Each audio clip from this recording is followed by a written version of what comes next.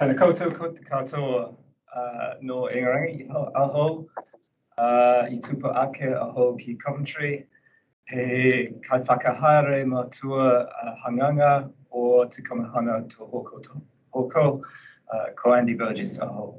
So I'm Andy Burgess, I'm General Manager of the Infrastructure Regulation Branch. Welcome to our online workshop on forecasting and incentivising efficient expenditure for EDBs.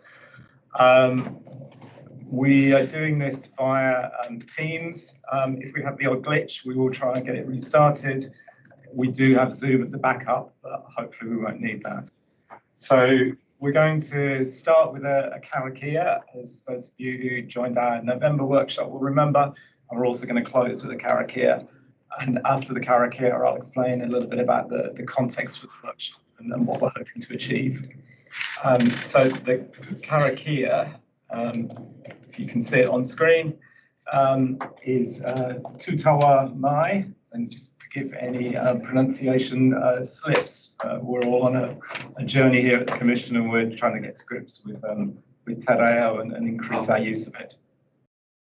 Andy's on mute but talking. We just got a message. We'll just ask the crowd if they can hear us. Can you hear me? I'm getting some thumbs up. Yes, we can, Andy. Okay, that's good. Can people outside the Commission hear me? Okay, good. Thank you. We just got a message that maybe there was a problem. So this is the opening karakia. Tutawa mai I runga, tutawa mai I raro, tutawa mai I waho, tutawa mai I roto, kia tau ai te mori tu, te mori ora ki te katoa, haumie, huie, tākie.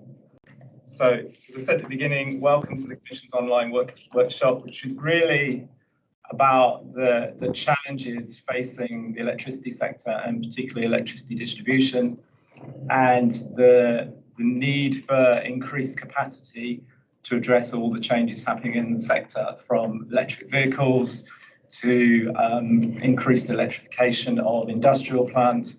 And it's about what those changes mean for the regulatory framework that the Commission oversees. And I think in this workshop, in a similar way to both the November open letter and the November workshop and the previous open letter, we're not confining things to the input methodology review. We're interested in talking about the issues, and the solutions might fall either in the input methodology review or in the forthcoming default price path for electricity distribution businesses, or in our use of information, or they might fall to the industry themselves to take forward in some instances. And I think those of you who've been involved in the input methodology review also know that we are also collecting any issues which might mean a change in legislation, or where our powers don't quite stretch as far as they ought to address some of the issues which are arising. So the purpose of this workshop is for us to engage with you on expenditure forecasts, in-period adjustments, incentives. So we want to be sure that the regulatory framework is fit for purpose and encourages the right sort of behaviour. Firstly, I ought to point out that in the workshop, any views expressed by the people we hear from or that you see in slides are what we're calling a staff view. So it doesn't mean that the Commission view has not been discussed at division or by commissioners, and doesn't necessarily reflect the formal view, but we will try to be as frank and open as we can be. Oh, sorry, my camera seemed to go off for some bizarre reason. And in terms of the objectives, it's about stakeholders gaining a better understanding of how the regime works, or how it could work in the future, particularly focused on forecasting, incentives and in-period adjustments. We at the Commission want to understand your perspectives better, not just EDBs, but all the other stakeholders who are involved, what the challenges, opportunities and risks are, and particularly to hone in on any areas where either the regulatory regime isn't understood well enough or where it needs to change. And as I said, there are various things going on. There's the IM review, there's phase one, tranche one of information disclosure for EDBs coming up very soon, being concluded very soon, and we're moving on to tranche two.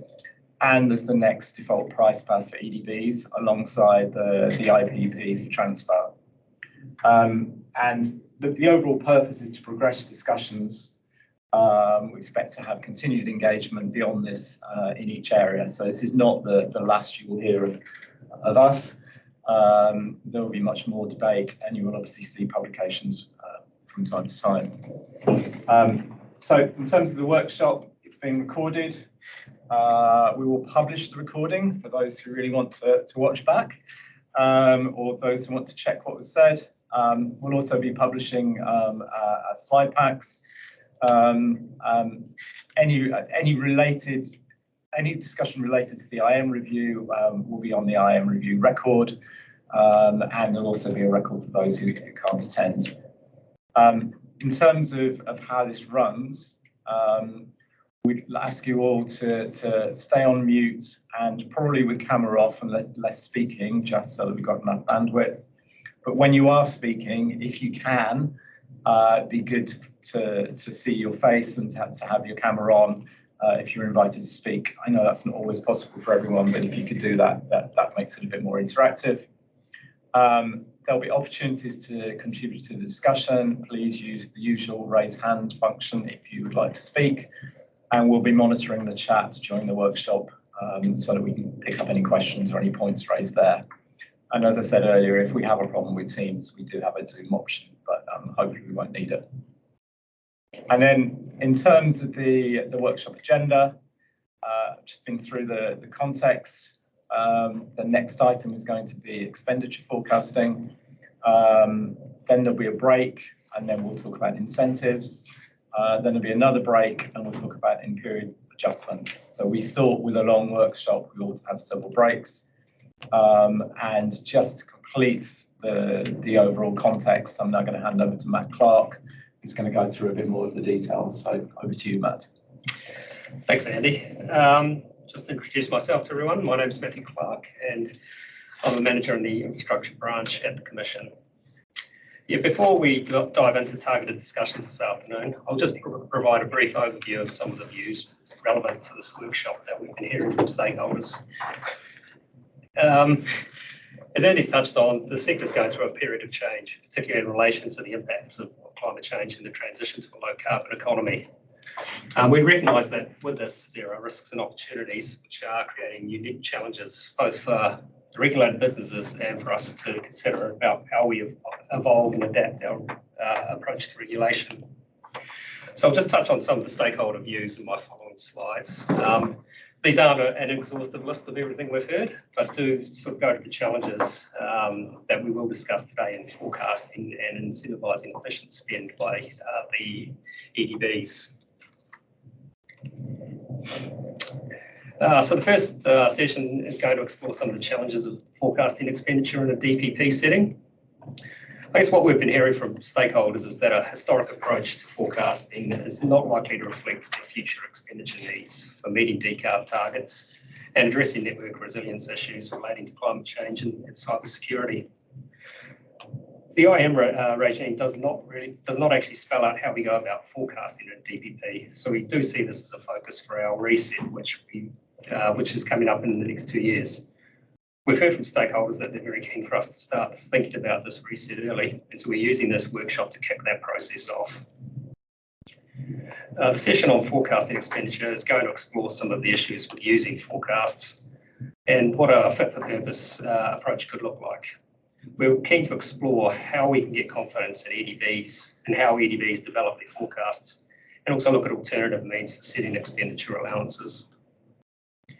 Beyond the DPP reset, what we learn here will also inform our targeted ID review For example, how can we refine our ID requirements to better assist our assessment of expenditure proposals for this reset and beyond?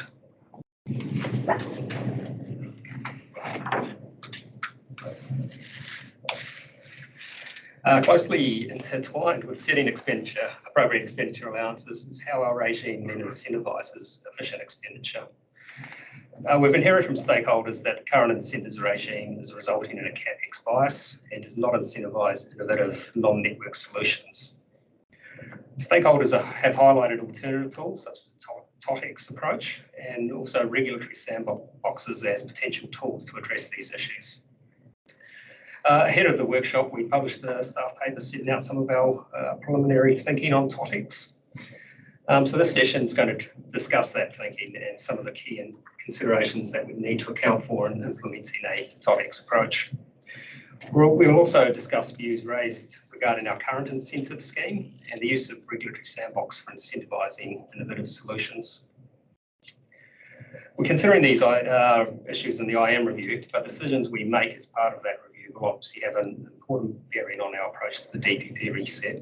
We're also mindful of potential implications for the ID regime.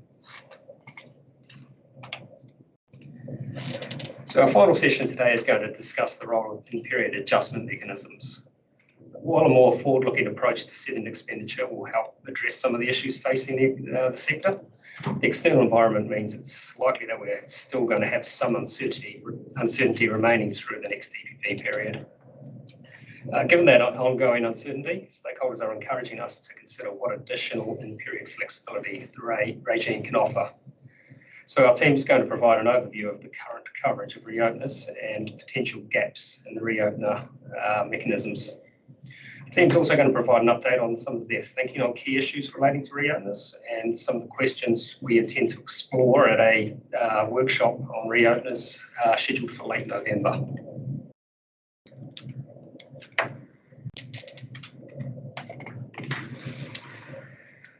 So just before moving on to the next session, I'll briefly discuss our high-level timeframe for some of the work we have underway or commencing. As you'll be aware, the bulk of our IM decisions need to be completed by December next year. That means updated IMs will be in place for the next DPP reset. Today's workshop and the feedback that we receive is going to help inform our thinking as we develop our draft decisions, which will come out around Q2 of next year. Tranche 2 of our targeted ID review is going to be commencing next year, and we've previously noted that we may hold workshops during that process to develop our thinking. We'll provide further detail closer to that time. And as I've already highlighted, we're using this workshop to kick off the DPP process. While our decisions are due in November 24, we agree with stakeholders of the importance of starting work early, particularly as what we learn now may feed into our IM review and tranche 2 of the targeted ID review. Outside of our work program, there's obviously a lot of other work going on at the moment, such as the EA's distribution work program and development of a New Zealand energy strategy. And these are likely to have an influence on our work. It's something we're very aware of, and we're considering how the timing of these processes will interact with our work program. We're regularly engaging with other government agencies in this area and recognise that it will be important to work together effectively to support consumer outcomes. More generally, we're seeing engagement has been incredibly critical to our work program. We've valued the output that we've received to date, and the issues that we're discussing today will require ongoing engagement and input as we develop our thinking. We will keep stakeholders informed as we further refine our decision-making processes so that you can continue to be involved. So I'll just see, have we got any questions at this point? Cool, thank you. I'll hand over now to Simon Wakefield, who will discuss forecasting expenditure.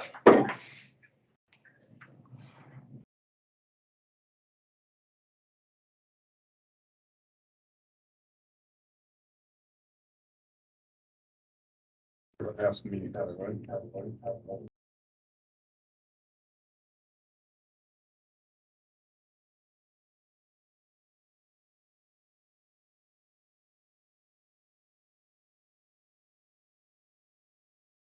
Apologies all, we're just trying to change around the microphone settings a little bit. We've got a little bit of room shuffling noise going on, so thanks for your time. And thank you, Matt, for passing that over. My name is Simon Wakefield, and along with Sean McCready, we'll be presenting the session today on expenditure forecasting. It's great to see so many of you online, and fantastic to have this opportunity to engage with you on this issue. As Matt said, it's early days thinking for the DPP reset, which is a really exciting and engaging issue to jump into. So let's jump straight into it.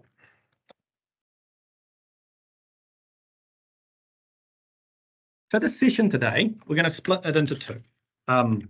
First, I'll be presenting a quick recap on the role of the default price quality path, or the DPP, the role of forecasting within a DPP, and some previously identified challenges in using EDB forecasts.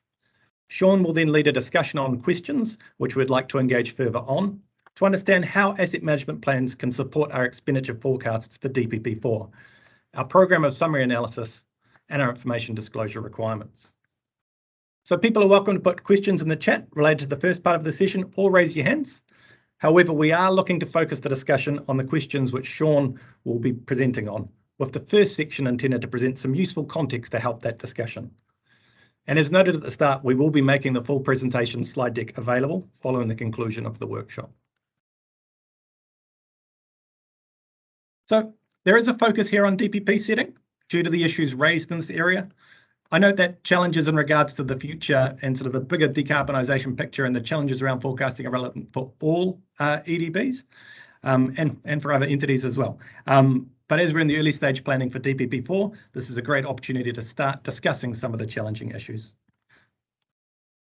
It's also on the slide, we note that we recognise the overlap of expenditure forecasting with other aspects of our regulatory regime. We'll be talking about two parts of that later today in the workshop, being the role of incentives and the in-period adjustments. And that's consistent with stakeholder submissions we've seen in this area, that it's important to develop an overall regulatory design and strategy that will provide the allowances when they're needed under changing investment characteristics. In that regard, we are cognizant of the effects of our regulatory instruments and the regime as a whole. So there will be a further process outside of this session. We intend to request feedback following the workshop. We don't expect all of our or your questions to be answered during the session today. We will be requesting feedback after the workshop on the questions proposed, and we might take some time after the workshop following your feedback to refine our questions to make sure that these are well targeted and get the right type of information. And that process will also provide an opportunity for stakeholders to raise other issues they consider the Commission should consider in its planning for DPP4. So Matt's touched on a number of the submissions received in following the input methodologies process and issues paper. And preceding that, we heard relevant comments following our open letter and decarbonisation workshop. We're aware that there are a lot of recent and relevant industry discussions, including the Spring Series, Flex Forum, and published papers, including the recent report from the Boston Consulting Group, to name a few. Uncertainty about future requirements and potential solutions has increased in terms of both what requirements on networks will be and the timing of impacts. So in addition to needing to make choices that deal with network condition and growth-related challenges, EDBs are also faced with additional choices that are subject to greater uncertainty and may involve a wider range of solutions. Potential area of challenges include decarbonisation and the investment required to enable increased electrification, and resilience challenges, including climate change and cybersecurity. EDBs have represented that historical expenditure won't be reflective of required future expenditure. An example of a submission we received on that point was a statement that in the current environment, using historical costs for setting OPEX and CAPEX allowances is inappropriate, as they're not a suitable indicator of prudent and efficient expenditure going forward. Therefore, the Commission needs to adopt a forward-looking approach to the establishment of EDB's OPEX and CAPEX allowances. So it's a great statement, and that's part of what we're trying to do here today. We need to understand the extent to which asset management plans can support our expenditure forecasts in this environment. We're looking to better understand how we can get assurance that EDB's forecasts are robust in order to be able to use them for the DPP4 reset. So having acknowledged that there are potentially increasing levels of uncertainty, it's important that we're clear on the role of the DPP.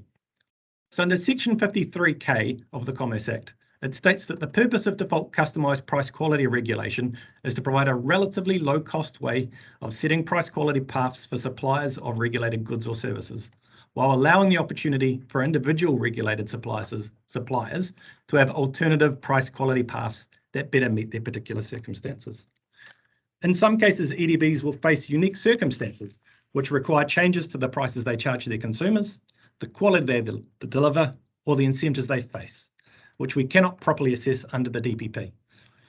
In these cases, a CPP is the right outcome. CPPs are the appropriate tools for responding to circumstances that are specific to an individual distributor and that cannot be accommodated in a low-cost way. DPPs, by contrast, deal with issues facing distributors generally in a relatively low-cost way. So to meet the relatively low-cost purpose of DPP regulation, we must take into account the efficiency, complexity, and costs of the price quality regime as a whole when resetting the DPP. And what this means in practice will vary over time and between sectors. The Commission has to balance competing objectives within our Section 52A purpose statement whilst looking to promote the long-term benefits of consumers in setting a DPP. It's useful now to be clear on our ability to use supplier forecasts within a DPP. So there is no restriction on the Commerce Commission using EDB's forecasts in setting a DPP. Under the current DPP settings, we set allowable revenue based on the current and projected profitability of each EDB. We add together forecasts for each EDB over the DPP period using a building blocks allowable revenue approach. There is no input methodology which specifies how we're required to consider forecast costs under a DPP, and we're not fixed on using particular or previous DPP expenditure forecasting approaches for DPP4. The DPP by its nature has always been a forecast regime. Without restating too much of the rationale and the underlying methodology for the approach in DPP3, it is worth highlighting we use some parts of supplier forecasts. In particular, the approach to CapEx forecasting used EDB's own asset management plan forecasts. However, it scrutinised those asset management plan forecasts and calculated an allowance, drawing on historical spending, and an assessment of cost drivers where the AMP forecasts appeared out of step with those cost drivers. For OPEX, we retained the base step trend approach to setting EDB allowances. The approach is not simply based off historical expenditure rolled forward. It takes account of changes in network scale, input prices, and step changes to costs. It was considered at that time appropriate to forecast OPEX in that way because most OPEX relates to activities that recur. As such, the expenditure is likely to be repeated regularly and can be expected to be influenced by certain known and predictable factors. I note for those newer to the sector and less familiar with our approach to EDB DPP regulation, there's quite a lot to it. And there are some useful presentations available on our website under the Price Quality Path tab, which were delivered during the DPP3 reset process. So at a high level, there are effectively two options for expenditure forecasts. Either we rely on an EDB's own forecasts because we have sufficient confidence in them, or we come up with our own forecasting methodology. So if we were relying on an EDB's own forecasts because we had sufficient confidence in them, that would mean we'd have forecasts in the asset management plans and the asset management plan forecasts and the supporting evidence contained to support those forecasts within the asset management plans. And that could potentially be complemented or supplemented for information obtained via our information gathering powers, particularly the Section 53ZD. Alternatively, we could come up with our own forecasting methodology. For a DPP, that's likely to be reasonably generic and involve generic, regional, and business-specific inputs. Where this relies on business-specific information, we would need sufficient confidence in that information, e.g. the business-specific steps used in the DPP3 reset process for a base step trend OPEX approach. Given the confidence in information disclosed may vary between different categories of expenditure for a particular EDB and between EDBs, we may end up with a mix of approaches. And that may arise because different categories of expenditure may have different characteristics, including inherent uncertainty in their forecasting or an EDB's ability to control that expenditure. We will consider whether categories of spend could be treated differently with regards to tailoring of incentive mechanisms and/or in-period adjustments. Regardless of our approach, we're aware that there will be situations where reopeners might be needed, as reopeners may be needed where the situation changes or where there is uncertainty about need, timing, or cost.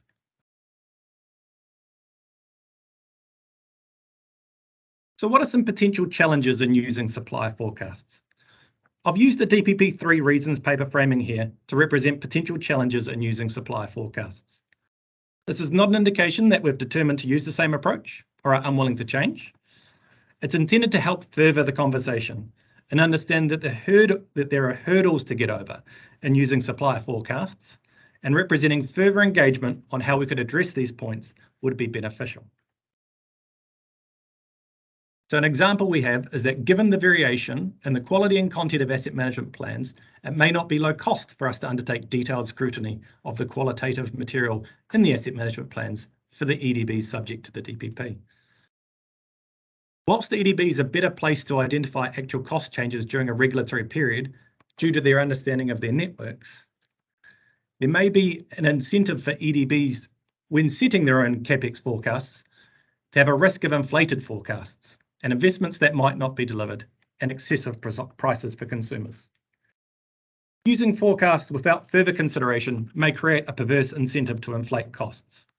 The potential perverse incentive to inflate costs is contrary to the long-term interests of consumers, and more particularly the reference in the purpose statement to incentivising improved efficiency. There may also be an incentive to EDBs to only reveal step changes which result in higher allowances. During DPP3, we set a high threshold for evidence for step changes in costs due to the information asymmetry over positive and negative step changes that are likely to occur. We required step changes to be significant, robustly verifiable, not captured in other components of our projection, i.e. base year trend factors, CapEx or recoverable costs, be largely outside the control of distributors and be applicable to most, if not all, distributors. Another reason we have traditionally used historic data is this reveals EDB's true costs, and we can then share the benefits of efficiency gains with consumers through relatively lower prices. And EDBs can also manage some of the risks of under-forecasting, i.e. through reopening mechanisms, customised price quality paths, incurring the expense and passing on a portion to consumers via the IRIS mechanism. Consumers, however, can't mitigate the risk of over-forecasting. As I noted earlier, we're aware of the context in which DPP4 will be set, with an increasing focus on decarbonisation and resilience. And EDB's representations that previous expenditure may not be an appropriate proxy for future spending requirements. The challenges represented here use framing from the DPP3 reasons paper. It's not intended as a signal and approach, but to reflect that there are challenges which we will need to engage on and consider further if we are to use EDB forecasts. So moving to a recent set of forecasts. So the information represented here is the total for non-exempt EDBs and has been taken from Schedule 11A, Report on Forecast Capital Expenditure, in particular the line item expenditure and assets, as expressed in constant prices. So whilst we understand the challenges raised by EDBs around, but not limited to potential EV uptake, decarbonisation initiatives, and climate change related investment requirements, the most recent forecasts as at 31st of March 2022 did not reflect the same scale and significance of change as we're hearing in other forums. Regardless of our approach to forecasting, we would expect EDBs to be able to justify and quantify proposed significant increases in costs. In terms of timing, support of quantitative and qualitative analysis within the 2023 Asset Management Plan and associated expenditure forecasts will be important. We have a similar graph here regarding forecast operating expenditure, again expressed in constant prices and taken from a Schedule 11B. Now, we're not looking to unpick this data set today, but it does lead us usefully into the focus of the discussion for today, around how the Commission is able to get confidence that supply forecasts are robust, particularly if they are to represent significant step changes from historic levels and that which has been represented in previous asset management plans. We're interested if this will mean changes are being implemented to reflect this within EDB practices. Now I'm going to hand over to Sean to take us through the next session.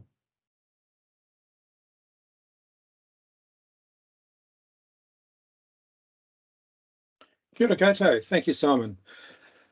Some of you will know me from previous roles. I'm here as a principal advisor with the Commerce Commission, and today wanting to look at 5 key areas. Confidence in the current and future forecast. What are the step changes? What are the step changes you see and you allow in your forecasts? Confidence in the expenditure plans, how you get confidence in that, and along with delivery plans is the other one. What are you doing? What are you planning? And hopefully we've got some time, and we'll also go through the ID requirements. Hang on, I lost my slide there. Our approach today is we're going to go through each slide. Simon, do you want to change slide? Sorry, yeah, that's it. Our approach is we're going to go through each slide with the question, and then we're going to seek your feedback. Now, I know there's a number of you in the room that do know me, which is fantastic because you might get asked the questions if we don't get any feedback. It is the first session after lunch, and it's always tiring. So if you do know me, you might want to turn your mic on or prepare to be asked. Next slide. Thanks, Simon.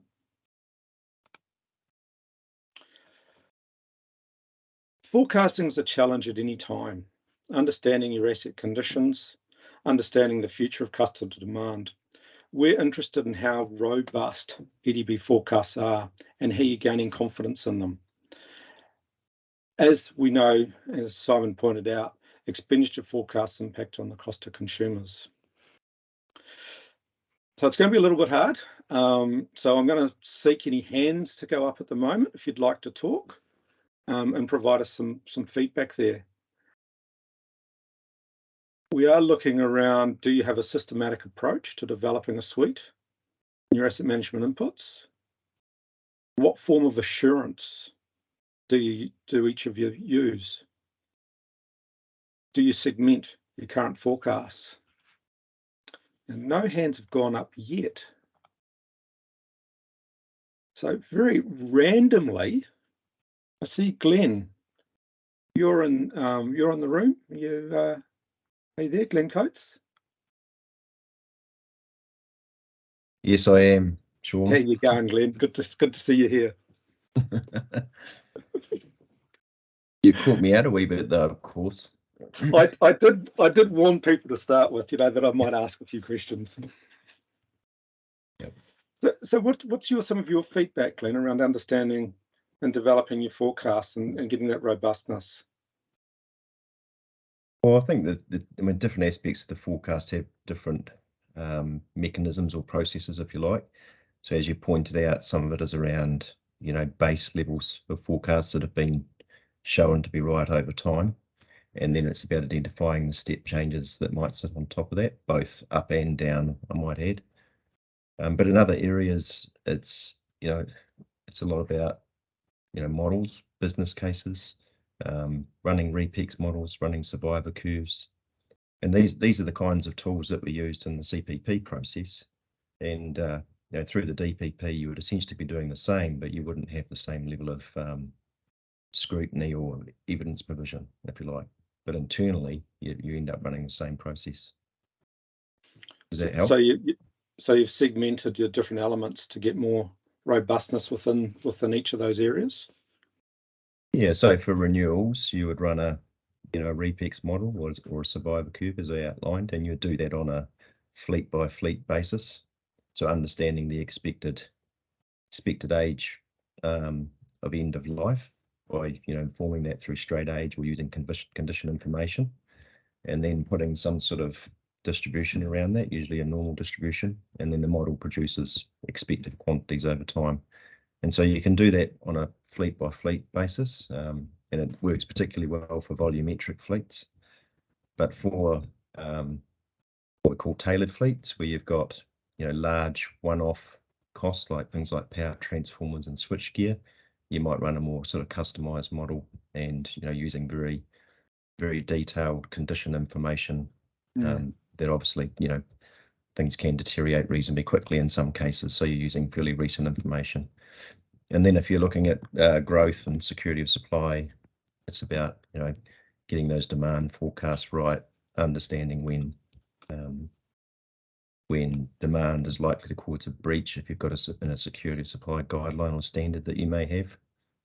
So depending on whether it's CapEx or whether it's OpEx, and what different types of CapEx and OpEx, depending on what models get used internally. Okay, and going through the CPP process has really helped firm up a lot of those models, I'm guessing, for you guys, for you all, for Aurora.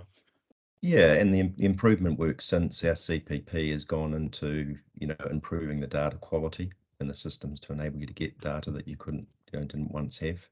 So it's we're certainly not there. We're on a journey to continue to improve, but every year that goes by, we get a better view of what the forecast needs are likely to be. Okay, thank you. Is there anyone else? I've had no hands come up yet. That's awesome. Thanks, Glenn. Sorry to put you on the spot, but great answer. Right, thanks. So yeah. Good to see. Okay, there's nobody else. We've still got a couple of minutes on this session. So I'm wondering about somebody on a smaller EDB. Johan, I see you might be on here. Johan Hendricks? No. Here he comes. Yeah, hi, Sean. How are you? Good, thanks, Johan. Yourself? Yeah, not bad. So how would you develop your confidence in your forecasting down there at Alpine? Yeah, so we got very different processes for, say, the underlying load growth and the more step increases load growth. The underlying load growth, obviously you can do that on historical data, etc., and then you throw some other parameters in there with weather forecasting and etc. But the tricky one is the step increases, because they happen quick, they happen in large, well, not quantity, but the step increases are normally quite large. And it's of course subject to what our customers require out there. And some customers, they're used to we're about ready to turn the lights on. Let's have a talk with the EDB. And then you got the other scale where you actually get a lot of notification because they have to go through a resource consent process where they actually need our input to get those consents in place. So they're the tricky ones, and obviously the decarbonization is one part of that. We don't really have sort of a methodology to manage those properly yet. They're still managed very on an ad hoc basis. So we need to improve on that. Now, of course, the step increases are normally the ones where we need large upgrades or other alternatives, non-network solutions or the like, which impact very big on our, CapEx forecasting.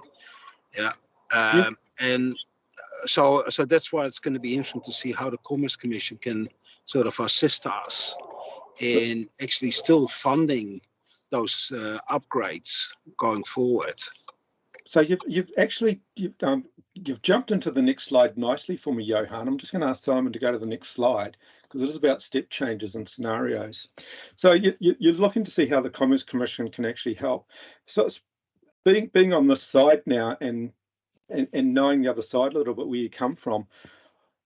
The question I want to ask you is, what are those step changes? What are the triggers that you're seeing? So how for the Commerce Commission to actually be able to help, we have to actually know what those triggers are and see what the forecasting. Yes. So what would you see those triggers are? And sort of the questions I've got is around EV penetration, non-network solutions. When would you go there? What's I think of the Giddy Fund as being quite a change for everybody. So what are the triggers you see which would change a significant forecast? Yeah, well, as you mentioned, the Giddy Fund is a big one, and sort of with the second round now out too, we're fielding a lot of inquiries. Oh, yeah, can we have a few megawatts there, a few megawatts there, a few more megawatts there? So that's quite interesting. The other one for us is particularly in South Canterbury, where we still see a lot of commercial activities. For example, the Scott base is going to be built at Timaru Port. Well, they're not going to do that with a 500 kVA transformer either. Yeah. So we still see very ad hoc, fast inquiries coming in. And the challenge there is obviously to separate out the tire kickers from the real serious people. Yeah. But at a very early stage of the inquiry, you cannot judge the customers yet. Yeah, you need to get a lot more information. And then, of course, it's one of those challenges when those inquiries coming through, so they do come in very ad hocly, is fun. Okay, are they the last straw that's breaking the camel back on the network? And therefore, if we say the exacerbator pays, are they going to fund that? And the risk there is, of course, that we can be seen as, not promoting, say, decarbonisation, in the worst case scenario. And sort of how do we, control that point of view out there by these customers? So it's a big challenge. Okay, so that's you're sort of seeing the large inquiries coming through, which what sort of size? Greater than the 500 kVA? Yeah, it ranges from the 500, but that's almost business as usual for us. 1 megawatt, 5 megawatts, 8 megawatts, 6 megawatts. Yeah, that's the kind of number. And equally, on the DG side, we obviously got the larger solar farm applications, and they're also in the several megawatts. Yeah, and of course, again, they can come in very on an ad hoc basis.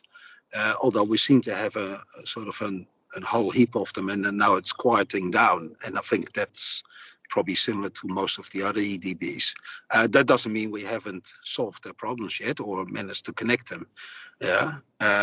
Because in that whole process, adding this capacity to supply these customers and DG hosting capacity, we got another very big player that's gonna or needs to help us out, and that is Transpower, of course. And we all know about that they facing a big challenge on their own to deal with all of that. So they've got quite a good ranking system they've put in place now. So do you think there's an opportunity there on the other side to have a ranking system and a confidence limit? Well, you need to have some confidence levels, and that's just risk management approaches.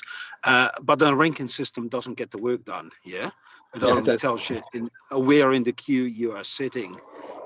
And our experience is, well, if we just tell them where in the queue they sit, they're not very happy with that approach. They like a better approach from, well, when can you deliver that? Okay. So it's not so much where they are in the queue, is when can you deliver that? That's the important bit. Cool. Well, thanks, Johan. Really good to talk and to hear you. I'm going to no problem.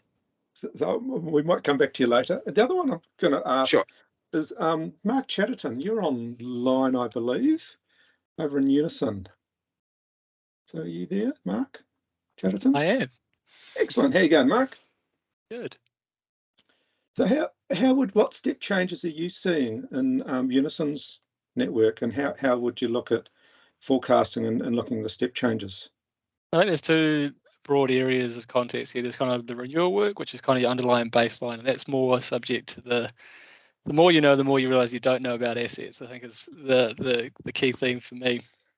We're given our ISO background and asset management system, We have a very strong CI culture, and every year we apply more condition understanding knowledge to the asset portfolio, and that causes us to change slightly our view of the likelihood of failure for each of the assets within the respective fleets. I mean, the underlying consequence of failure of each of those assets remains fairly constant over their life. So, like I say, I think like the renewal profile is fairly stable over the long term. So if we look across the whole 100-year life of the portfolio, that's fairly stable. I think the larger unknown and bigger step change would be in the network planning respect.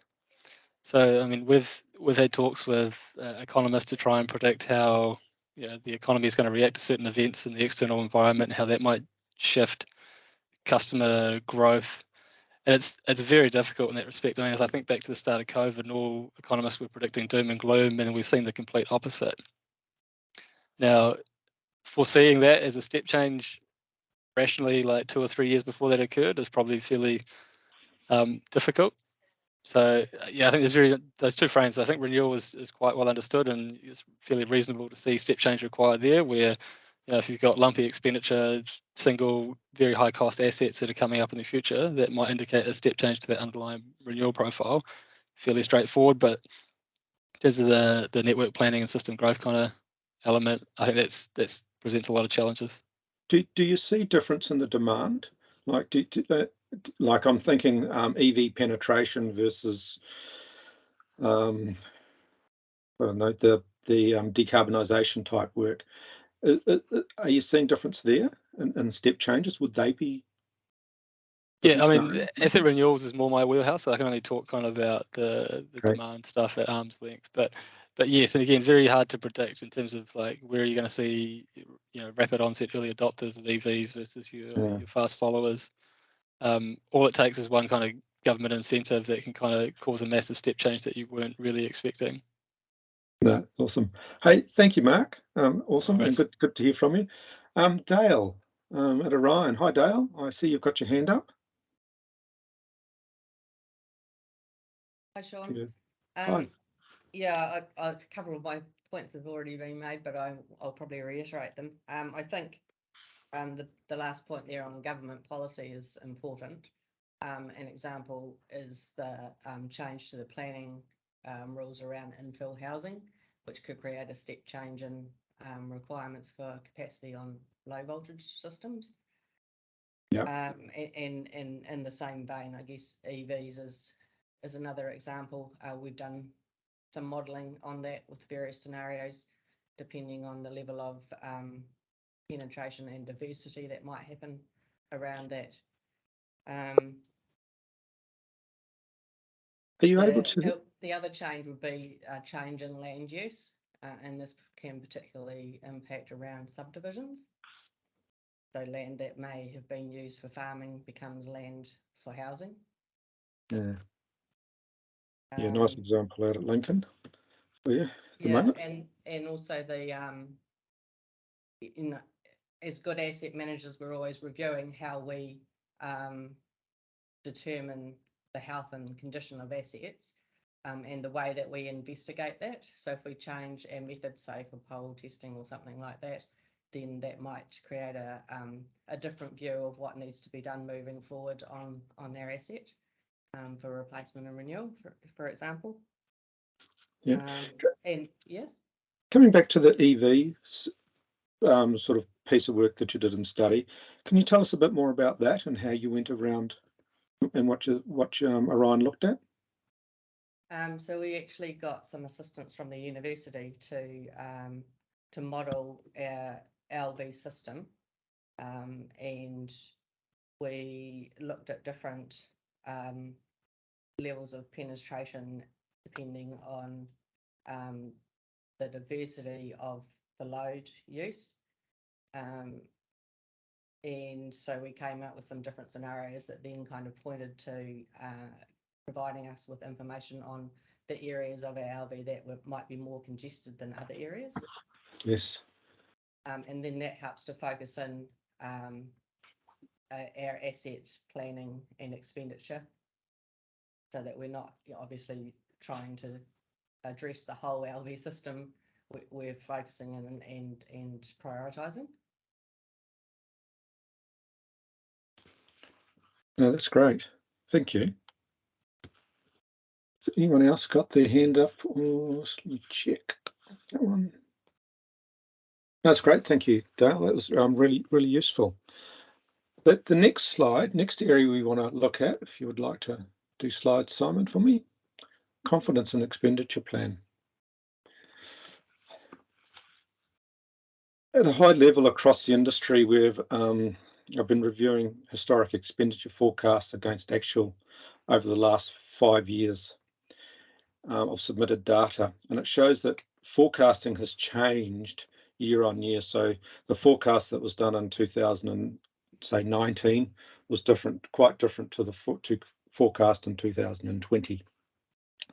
I looked at over the last 5 and the differences between sort of like 2018 and 19 for the next year's spend was quite large. Now they've actually come in closer, which sort of gets an improved forecasting.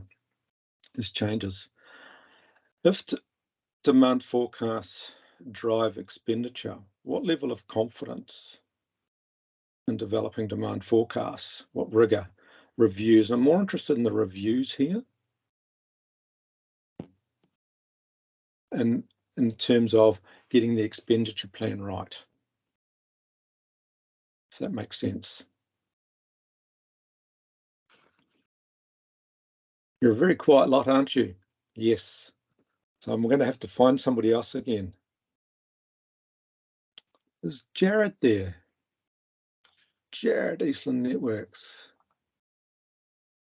Yes. Unfortunately, yes.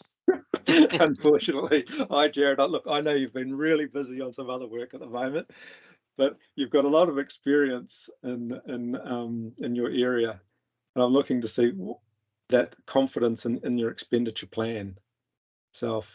I think one of the things for us, obviously being a smaller EDB, is been where you'll see the changes is that we've got better at actually making sure what we said we're going to do is what we do.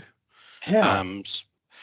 Just through a more holistic approach around how we manage those individual functions, I suppose, within the business. So in the past, it may have been a bit more standoffish. People sort of had numbers and they weren't keeping a close eye on how that was working. As it became more important to make sure that those forecasts were as close to as we could get them to needing to be, that focus became a bit greater from those individuals. So we've got better at doing that, which I think is then when you set the next lot, you got a lot more confident around what it is that you said you were going to do, that you actually managed to get it done, and you know when you set the next one for the coming years that you'll actually achieve it. So I think us working a little bit more in a team approach has helped us, and I can only speak from our network, but it certainly makes a difference. Have you used any metrics or those sort of things within a management team or a governance? No, we kind of have a really small structure, so I guess that's the benefit of being a small EDB. One of them, it's about the only one, is that we're a really small team, so we're able just to keep on top of everything, and we use that kind of management approach so that everyone's looking at where we're at, and it certainly has helped. So it is, as I said, it is an advantage of being smaller. Yeah. No, that's great. I don't know how you would do that in the larger environment. You would need some very good metrics. Yep. Yeah, I see Glenn Coates has his hand up, so I'm going to ask Glenn to chop in here and see what the larger group are, Jared. Thank you, Jared. Here's Glenn again. Yeah, before I answer specifically your question, what's going through my mind is around, what are we setting out to achieve? I think, I started my career early in planning, and, it was an environment of 2% energy growth, 1% peak demand growth, and you were somewhere between 0 and 2, depending on how much peak demand management you did. And, it wasn't too hard to be a planner and get your old linear, equation out of Microsoft or whatever and create a graph, and it's all kind of good. And you weren't far off, right? It was kind of, the challenge was identifying kind of where that growth was going to be, but even that wasn't too hard. But I think we're in an environment now where we talk a lot more about scenarios rather than forecasts. And so when you talk about confidence in your forecast, it is more about confidence in a scenario. And this is why you're sort of seeing a lot of these reports and things that are coming out by the big consultancies and Transparent themselves. It does talk about what are the things that trigger from one scenario to another, and what are the range of sort of plausible outcomes. So you know, Transparent themselves used to produce, and still kind of do, I guess in some ways, a 10% probability of exceedance forecast, so a prudent forecast. Now that's really hard to do nowadays, and given the number of different scenarios that could play out, depending on some government policy position, depending on, perhaps more importantly nowadays, is just how fast certain technologies develop and change, because they have a big influence on the outcome, but also the behaviour of people. If you think about electric vehicles, it's not about how many it is about how many electric vehicles are, but it's equally just as much about the behaviour of the people that are going to be charging those electric vehicles, right? Now, I don't want to forecast what you're going to do, Sean, because you're an unusual creature and you might do something really strange with your electric vehicle. You know me well. So I think, we're just got to be a wee bit careful around pretending that more analysis and more assurance around forecasts will actually necessarily give a more confident outcome. So I think it's worth, when you're answering this question, I think it's worth having that context of just the level of uncertainty that we naturally have going forward that we haven't had in the past, and therefore sort of focusing on the mechanisms to manage the uncertainty, rather than putting lots of time and money into trying to improve the accuracy of the forecast. But that's just mine. But if we do know the different trigger levels, or we do know the different scenarios, and I think some of the Transpower modelling, took different models for EV uptake, and it seemed to be exceeded. But at least there was some different modelling available just to start with, and having a feel. So you must be doing something in EDBs to sort of understand that. I agree you can't do your 2%. You can. You've got pretty high growth in central Otago down there of some description, and low in Dunedin. So there must be some sort of line, something you say, yeah, that's where we may be. And then what are the triggers? Yeah, I mean, Dale touched on it before around the land zoning changes and things like that. So a lot of it comes from spatial planning by local councils to understand what's going to happen where. But the difficult bit is when. So councils can identify what areas will be opened up to development, which we can then work out what the cost implications are of developing that area. But the pace at which it goes is very subject to local and national and international growth trends. There are a lot of factors that influence the speed at which these things happen. So so I think using council information, using government agency information, so where possible getting a joined up view around what those scenarios look like, is a reasonable level of assurance. But I guess what I'm hinting is, don't go down the rabbit hole of thinking that by working harder you'll get a more accurate forecast, because that there's a law of diminishing returns on that pretty quickly in this uncertain environment. Absolutely. That's enough from me. Somebody's put a chat in there. I'm just going to have a look at it now. Who's that? Marissa. Totally demonstrable, reasonable becomes increasingly difficult. Mariska, would you like to add to that? Oh, absolutely, Sean. I'm sorry for my camera being off, team. I'm a little bit under the weather, but I'm still listening in because this is close to my heart. But also from Alpine Energy, I just think looking into the future becomes increasingly difficult for all of us, because we have a number of just different customers knocking on our door each and every day. And for our network specifically, we have almost exactly the max demand of our network in people knocking on our door saying they want more. So I don't think there's a one size fits all when it comes to forecasting and actually understanding, what we will have to spend in the next DPP period becomes really difficult to accurately forecast. And I'm scared that if we put too much into our AMP and it doesn't eventuate, that would be a negative. But if we don't signal it now, that we won't actually get the DPP reset that we need to fund the investment that we will have to do on our network in the next 5 to 10 years. Okay, no, that's really good feedback, and that's what we're trying to understand what the triggers are. What are those areas of uncertainty? I see Andrew Kerr's got his hand. Thanks, Marissa. Really appreciate that. Andrew Kerr's got his hand up. Here he is. Hey, Sean. Good to see you. Yeah, you too. My camera is on, so I'm not sure if that's good or bad. Off might be better.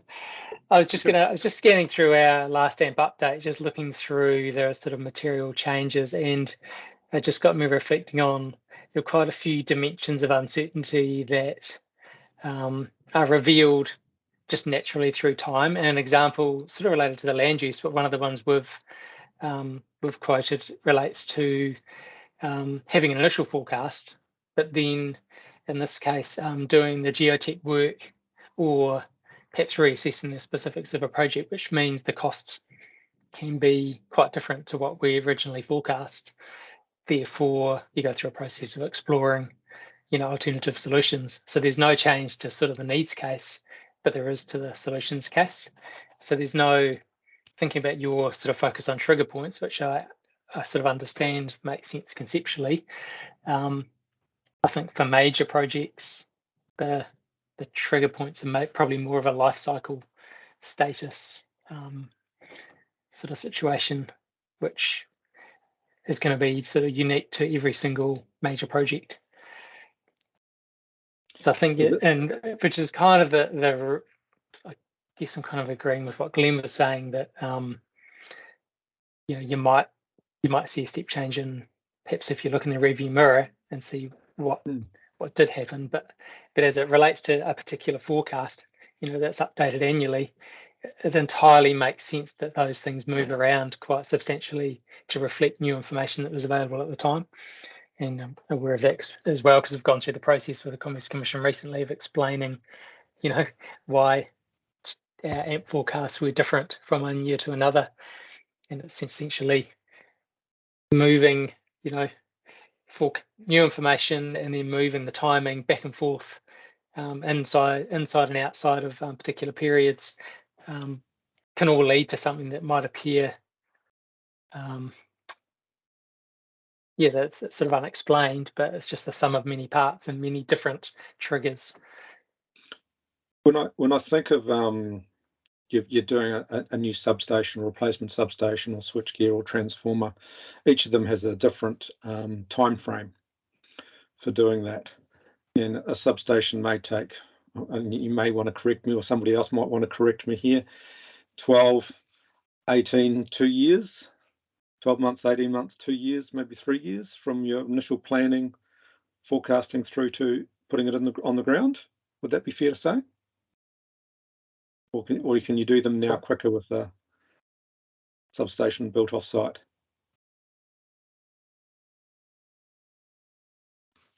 Yeah, that's about right, Simon.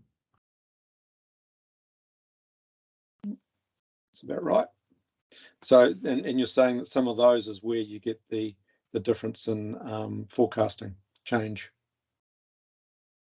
I'm just talking generally about even if it's securing land, doing the work. So it could be a range of factors, is what I'm saying. And depending on the rate of demand at the same time, where you might be going, well, how close to the wire can we push this without being too late? No, that's good. Thank you, Andrew. I've got another couple of hands up, so I'm just going to get to those. Sarub, are you there? Yes, hi, from the Lions Company. I agree with what Mariska and Andrew are saying. One of the things is that we have to put a forecast, and Glenn also mentioned a range of scenarios of growth, but the challenge that we face is that we have to present just one CapEx forecast without any scenarios to it. Okay. And, you know, I'm just sitting here thinking that it might be almost worthwhile if there was a mechanism where we could agree on a high and low forecast scenario and identify works within those forecasts and identify where the uncertainties lie, so that if we needed to action, you know, if the realities eventuate and we need to action some of those uncertainties, you know, those low probability projects, it's a lot easier to get those off the ground. Similarly, talking to Andrew, there's a lot of uncertainty within a project that, you know, you can kind of like a project that was supposed to be $2 million all of a sudden is a $5 million project, but it's still a worthwhile project to do. How do we then go about justifying and getting the variation in that read with the ComCom? You know, there might be some mechanisms out there that we could look at to, you know, on improving. Okay. No, thank you. Thank you for that feedback. I'm rapidly running out of time. I've got 4 minutes, but I've got a hand up. Ken Brown, if you're there, Ken.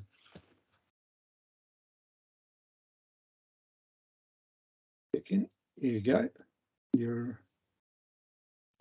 You might be on mute, are you? That might be helpful. That helps. Talk into the mic. Excellent. Yeah, how are you going, speaking Ken? to the mic. Yeah, sorry, I had it tucked away. Yeah, Ken Brown from Horizon Energy, and mine's an accountant's view rather than an engineer's view, but it's okay. an accountant with an economics viewpoint. When you set your forecast, like for example, it was 2 or 3 years ago in reality, but we had a substation, and it was like about a $2.5 million build. And back then, and this was pre-COVID, it just missed the boat to be finalised and commissioned. So it was due to be ready to fire up in March of a particular year, but it slipped by another 2 or 3 months. So that commissioned value actually goes at the time of commissioning. So there had been WIP and there'd been work in progress in it, but the definitions kind of look at the commissioned asset value. And so a $2.5 million asset that had been worked on for 1.5 years and was due to be scheduled in a particular year and forecast probably in the AMP that way, just slipped 3 or 4 months, and that $2.5 million swings from one time period to another. And now in the COVID scenario of the last couple of years, I know our contracting division, they had about 3 projects that they were trying to do for network, and they were having to buy the actual goods in, and whereas they would kind of buy them just as required, they were now ordering them 6 weeks or 12 weeks ahead, and with the boats going around the world, etc.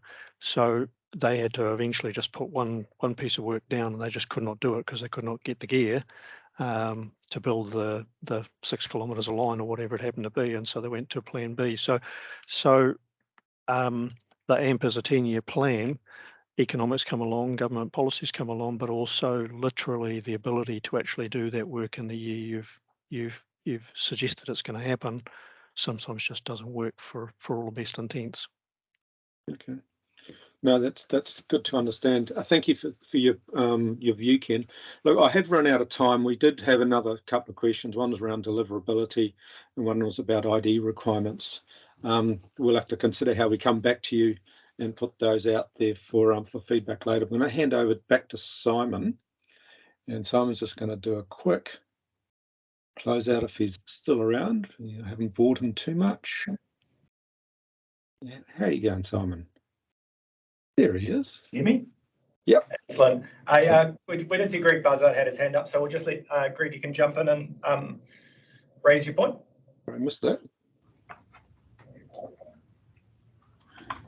Yeah, thanks, Simon. Yeah, answer to your question, one of the items that we look at is the CapEx, particularly the non-customer CapEx relative to depreciation. So, and that could be regulatory or accounting because they can vary. One thing probably to just have you think about, there's quite a step change in AMPs that we're going to see from March 22 to March 23 due to the cost pressures as well. And yeah, I just make the comment that some of the AMPs of the past with inflation at the figures that it's at the moment, and some of our costs are running higher than inflation, particularly for materials. It's something for the Commission to have a think about as well. It's going to the increase from the nominal AMP capex figures from one year to another, probably for the next year and the year after, are going to be significant. So it's just something to consider as well. Yeah, great point. Thanks, Greg. Yeah, so thanks for running that, Sean. As you mentioned, there was a couple of slides there, which are a few other questions which we are interested in. As we noted at the start, there'll be an opportunity for feedback on these. So there was a question here around deliverability and how EDBs are getting confidence that their expenditure plans are deliverable. And then we had a question around asset management plans and the ID requirements. So a number of people talked about different scenarios there, and that's something we're particularly interested in. As Greg noted there, the change from the 2022, or I guess the previous 21 full AMP to the next 2023 full AMP, how those scenarios are going to be reflected in. And we're interested in some engagement as part of our information disclosure tranche 2 work around what we could do further there. Look, really appreciate everyone's engagement in that session. Aware we cut that one short, but that's been some fantastic contributions, and thank you to all. We're going to take a 10-minute break now and give you an opportunity to stretch, grab a coffee, go to the toilet, and then we'll come back for the next session on incentives. Thank you all very much. Yeah, thank you all.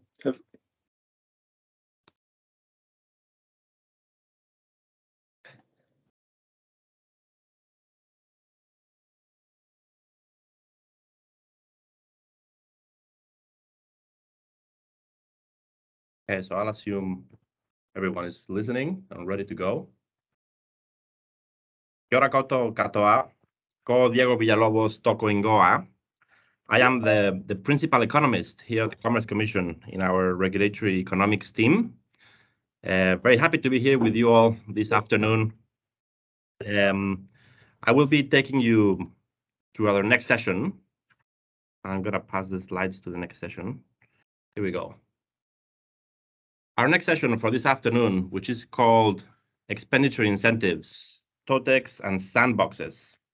So a reminder that these are staff views as the rest of the workshop today.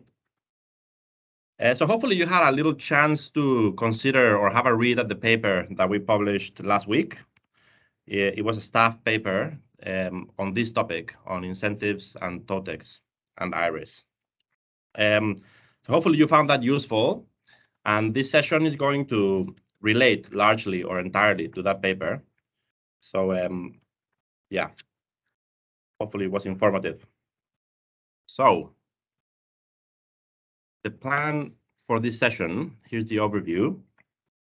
So we have about 40 minutes, and the plan is for me to speak for the first half of it, about 20 minutes on what's the problem as we understand it, and what's one of the solutions, which is TOTEX.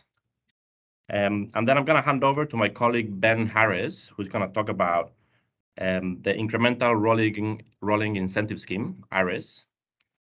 And then we're going to hand over to Kat, our other colleague, Katarina Dankova, who's going to be talking about innovation and sandboxing to close us off. We also have our colleague, Tobias Mogg, who many of you may know.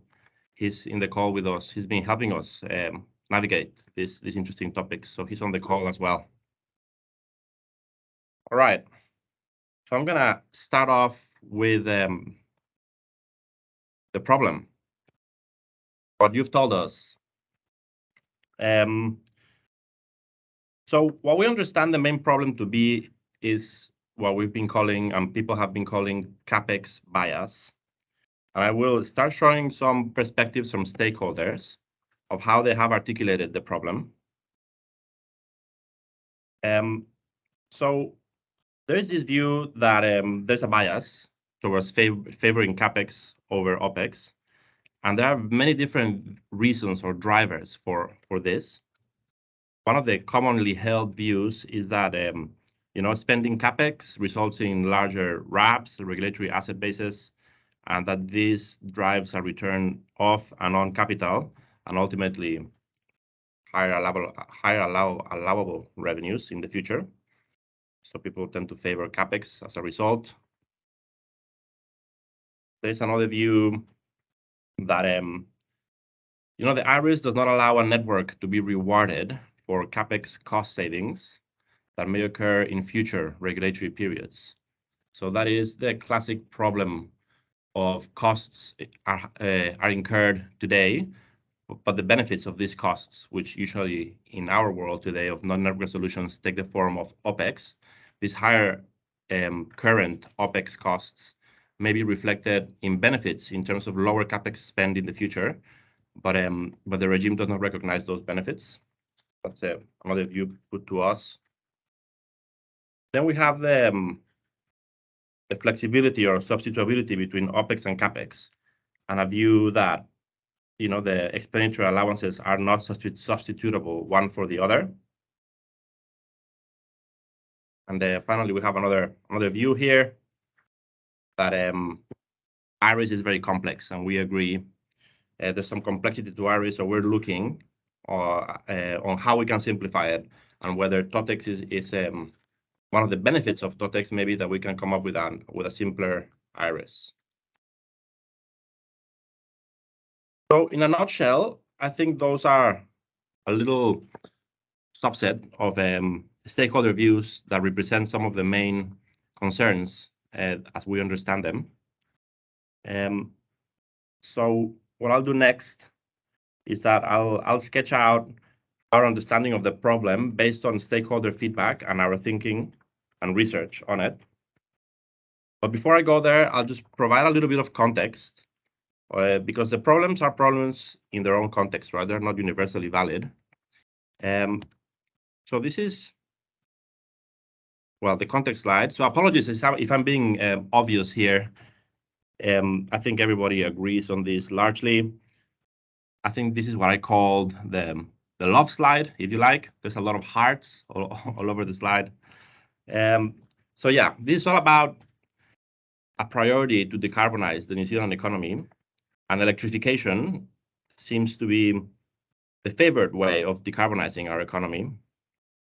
And then obviously, electricity line services are a key enabler of electrification. They're at the heart of it. And then what we are increasingly hearing from different fora is that non-network solutions are likely at the heart of efficient provision of line services. In other words, if we continue as an industry to operate in the way we've always operated, peak loads and capex may double between now and 2030, and that may be very expensive. And so, my concern is that might increase the risk of, the license to operate for the sector. If these costs are added on top of the cost of living pressures that we're experiencing.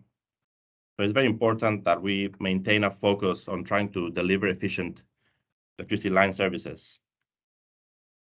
So, to me, this chain of logic provides a direct link between the problem, which is capex bias, and one of the top priorities for us, which is decarbonization.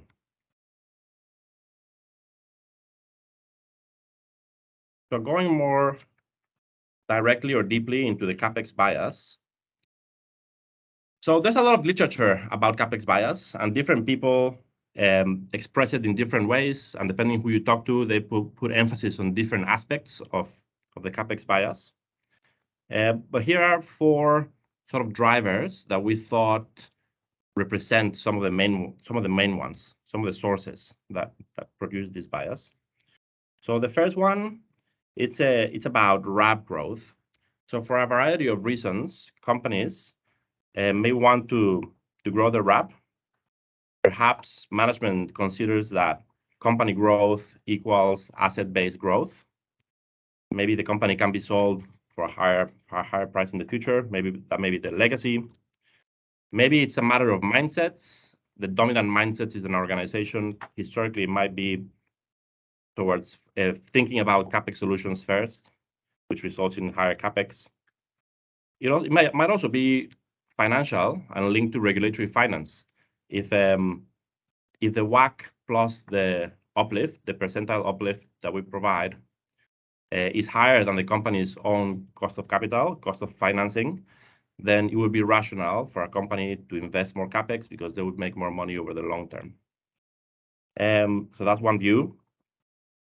Then another source is the asymmetry in regulatory expenditure, the scrutiny and the incentives around that expenditure.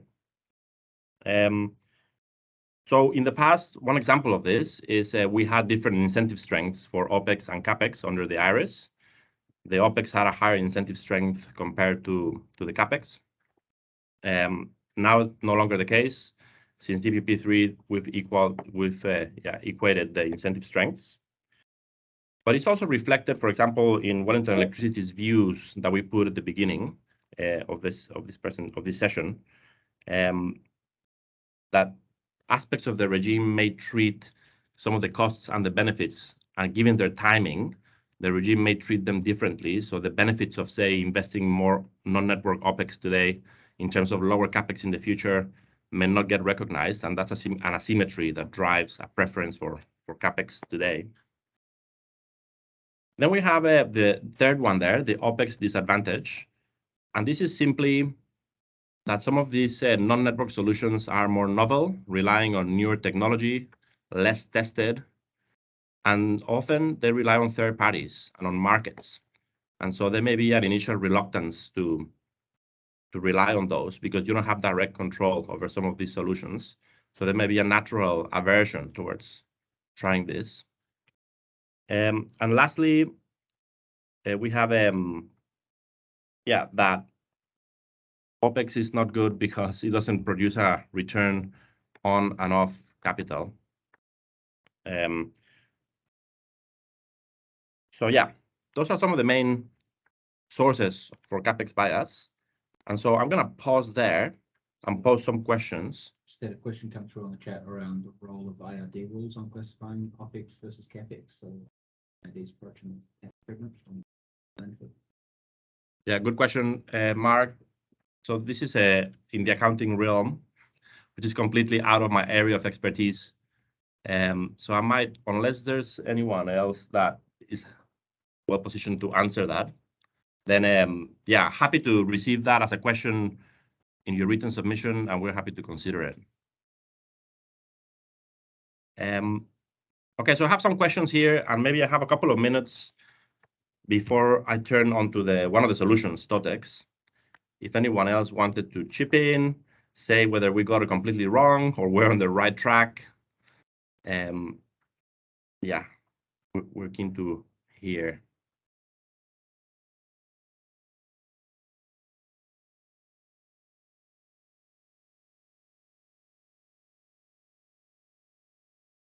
I can jump in there if you like, Diego. Cheers, Glenn.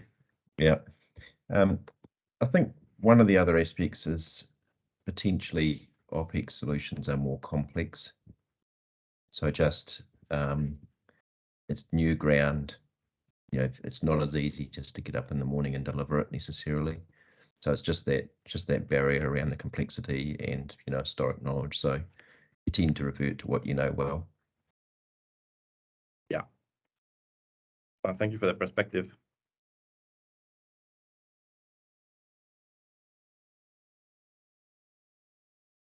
Yeah, I guess that fits into OPEX disadvantage, which may come in different forms, right? Yeah.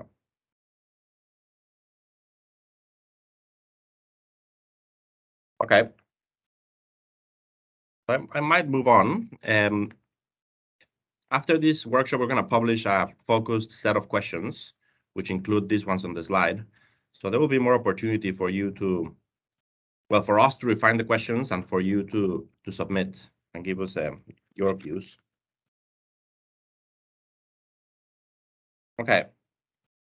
So I'll briefly talk about TOTEX and whether it may be a worthwhile solution for New Zealand. That's what we're trying to figure out. So our understanding, it's based on research we've done on overseas jurisdictions, overseas experience, particularly Ofgem and Ofwat in Great Britain, and also based on the literature on regulatory economics.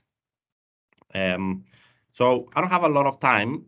My intention is to just touch on the essence of the approach of TOTEX, and hopefully we expanded a bit more on that staff paper, so you can refer to that for more detail. Okay. So OPEX is an approach that removes the distinction between CAPEX and OPEX. And so both the revenue allowances ex ante, but also the treatment of expenditure, incurred costs ex post, are based on the TOTEX building block.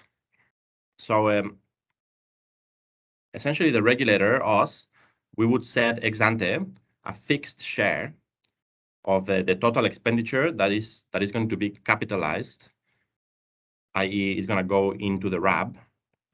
And then that fixed share is going to go into the RAB, and it's going to be treated like any CAPEX that goes into the RAB, and the rest of it is going to be expensed and treated as OPEX and recovered every year. So the two key concepts there, it's incur costs. Well, in my view, I have to qualify. In my view, the two key concepts here is that incur costs, or ex post, how we treat expenditure, it's based on the fixed share, which is also called the slow money rate, as I will talk in a second. I saw a couple of hands. I saw one hand go up, so I'm going to hand over to Dale. If you want to chip in, Dale. Hi, just on the fixed share of TOTEX comment, can you explain whether that occurs on a EDB by EDB level, or is it an efficient sort of benchmark EDB that determines that split? Yeah, so no, good question. And we got a similar question from the ENA this morning via email. So look, we've seen what it's done overseas. The regimes overseas are less low cost, if you like, not like our default DPP, default price path. So my immediate answer is that's an implementation question that needs to be worked out if we were to decide to go down the TOTEX road.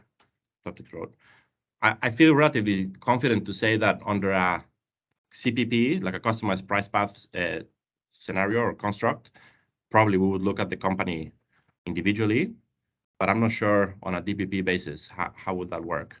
I think what Ofgem does is that they look, and Tobias, correct me if I'm wrong, I think the latest thing they do is that they look at companies' own forecasts of CAPEX and OPEX, and then they use that to base the fixed share or the slow money rate. That's right, yes. That's my understanding too. Thanks, Tobias. Chat's come through from Andrew Kerr just around where the commission staff have an idea of the percentage of CAPEX that could be affected by CAPEX bias, and whether it's different, I guess, between different CAPEX. Yeah, so thanks, Andrew. You might have seen on the staff paper we published some interesting analysis by my colleagues. They looked at expenditure outturns, and they split it by exempt and non-exempt EDBs. And I think our conclusion is that there is no sort of statistically significant or very reliable evidence to say that one group of EDBs is more subject to CAPEX bias than the other. But in my reading, the evidence does suggest that non-exempt EDBs, so the price quality regulated EDBs, tend to both capitalize a bit more of expenditure relative to the exempt ones, and also their OPEX has tended to trend down more compared to or relative to the exempt EDBs. So not conclusive, but it would suggest that the CAPEX bias, as the theory suggests, it's the incentives are there for people that are price quality regulated by the role of the RAB and the building blocks in how we set allowed revenues. I don't know if that answered the question, hopefully. But I don't know what proportion of CAPEX is affected. I mean, we just looked at expenditure as a whole. So we have to come in to save the day. Yes, if I can just come into that. It's a very good question, and it's a great question that about the percentage of capex. And of course, the parties that have the best information for that would be EDBs, but it's a question that would require basically thinking very hard through every single investment decision that has been made, and then asking, could it have been done more efficiently via an OPEX solution? So it's a nice question to ask, but it's a very hard thing to actually quantify.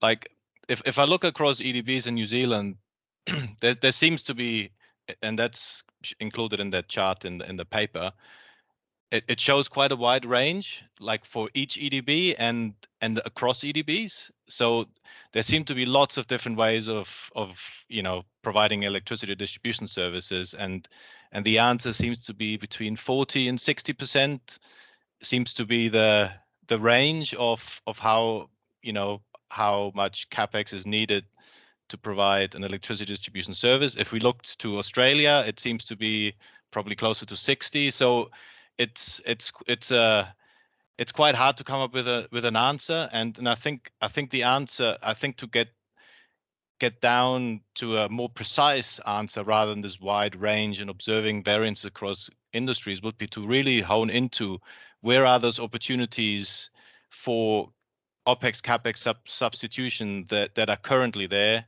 and that might be there in the future, and that might give you a better range. My gut feel is it's less than 10% of CAPEX, but that's just my guess. So keen to have any other views. So we have a question from Eric. Hands up. Yeah, hi there, Eric. Hi, Eric. From Solar Zero. I think the key point you make is the future. I mean, in the past, we've kind of had, and I guess in the electricity industry, certainly at residential level, the ability to control hot water and not much more. And that's generally, we estimate from data from our houses, about 315 watts on average per house.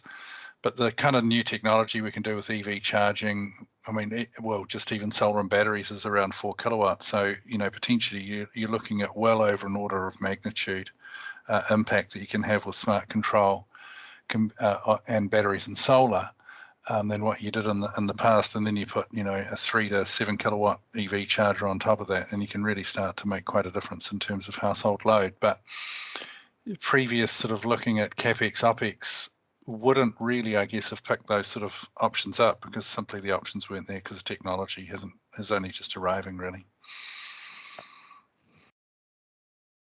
Thank you. And I picked up that there was the first virtual power plant to be operated in the world today.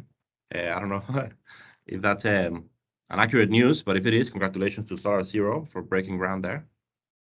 Yeah, we do believe it is the first in the world to offer distributed household batteries as reserves in a fully liberalised wholesale market.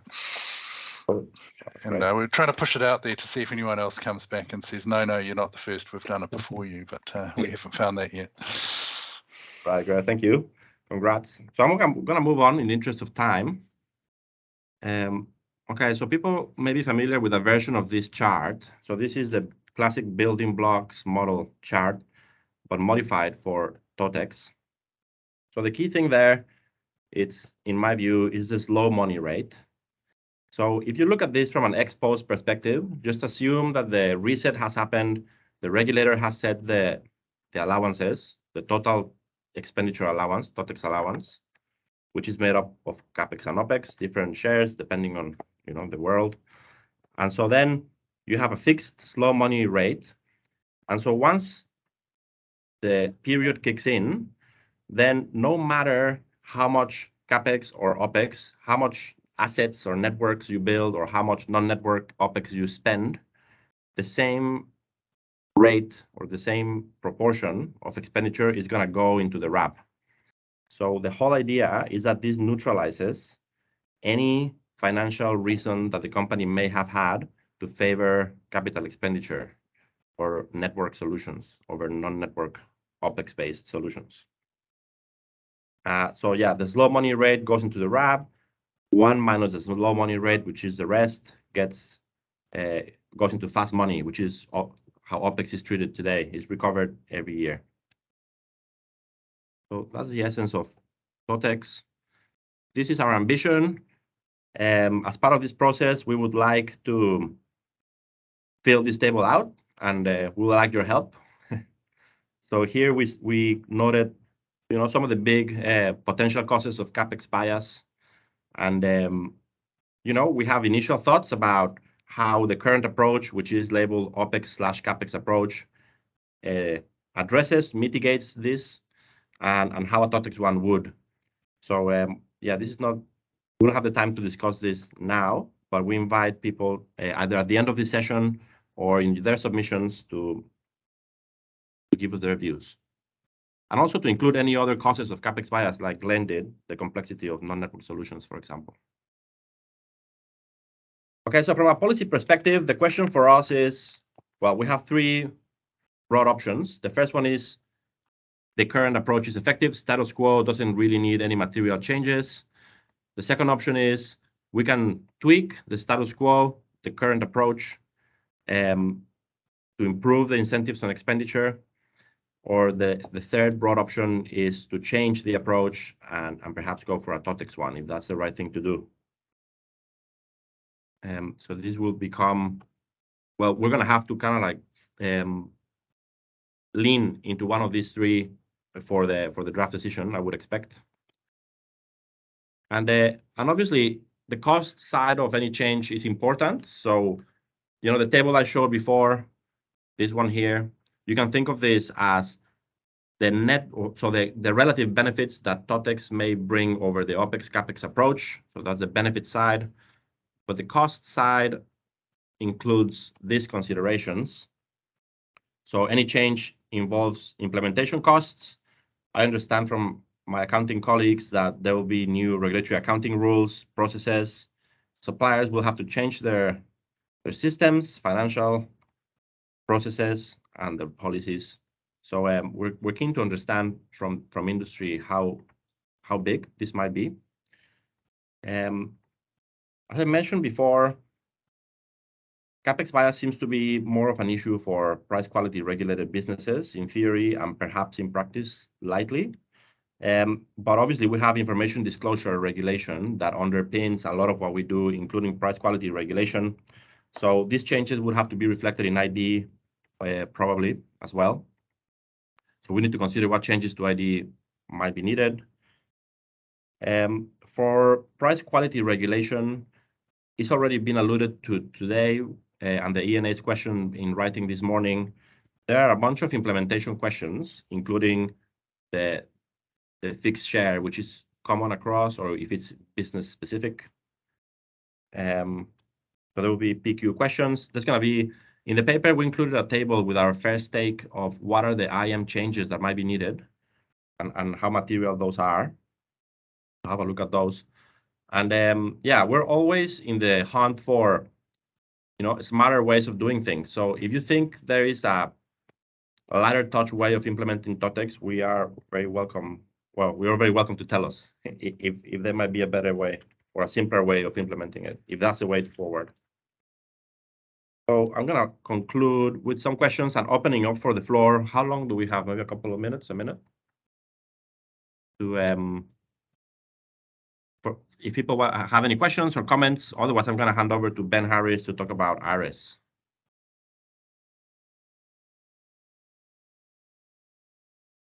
All right, Richard.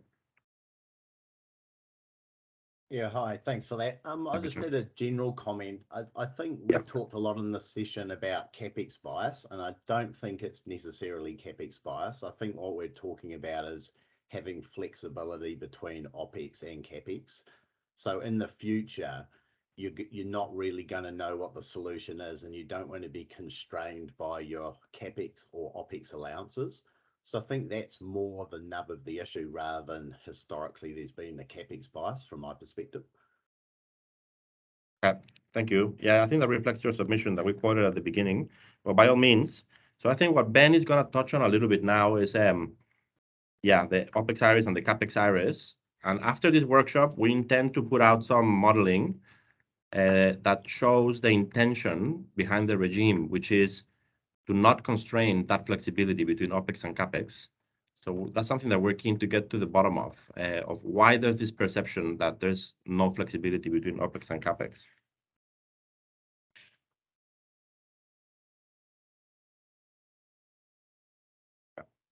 Thank you. I'm going to hand over to Ben. Oh, yeah.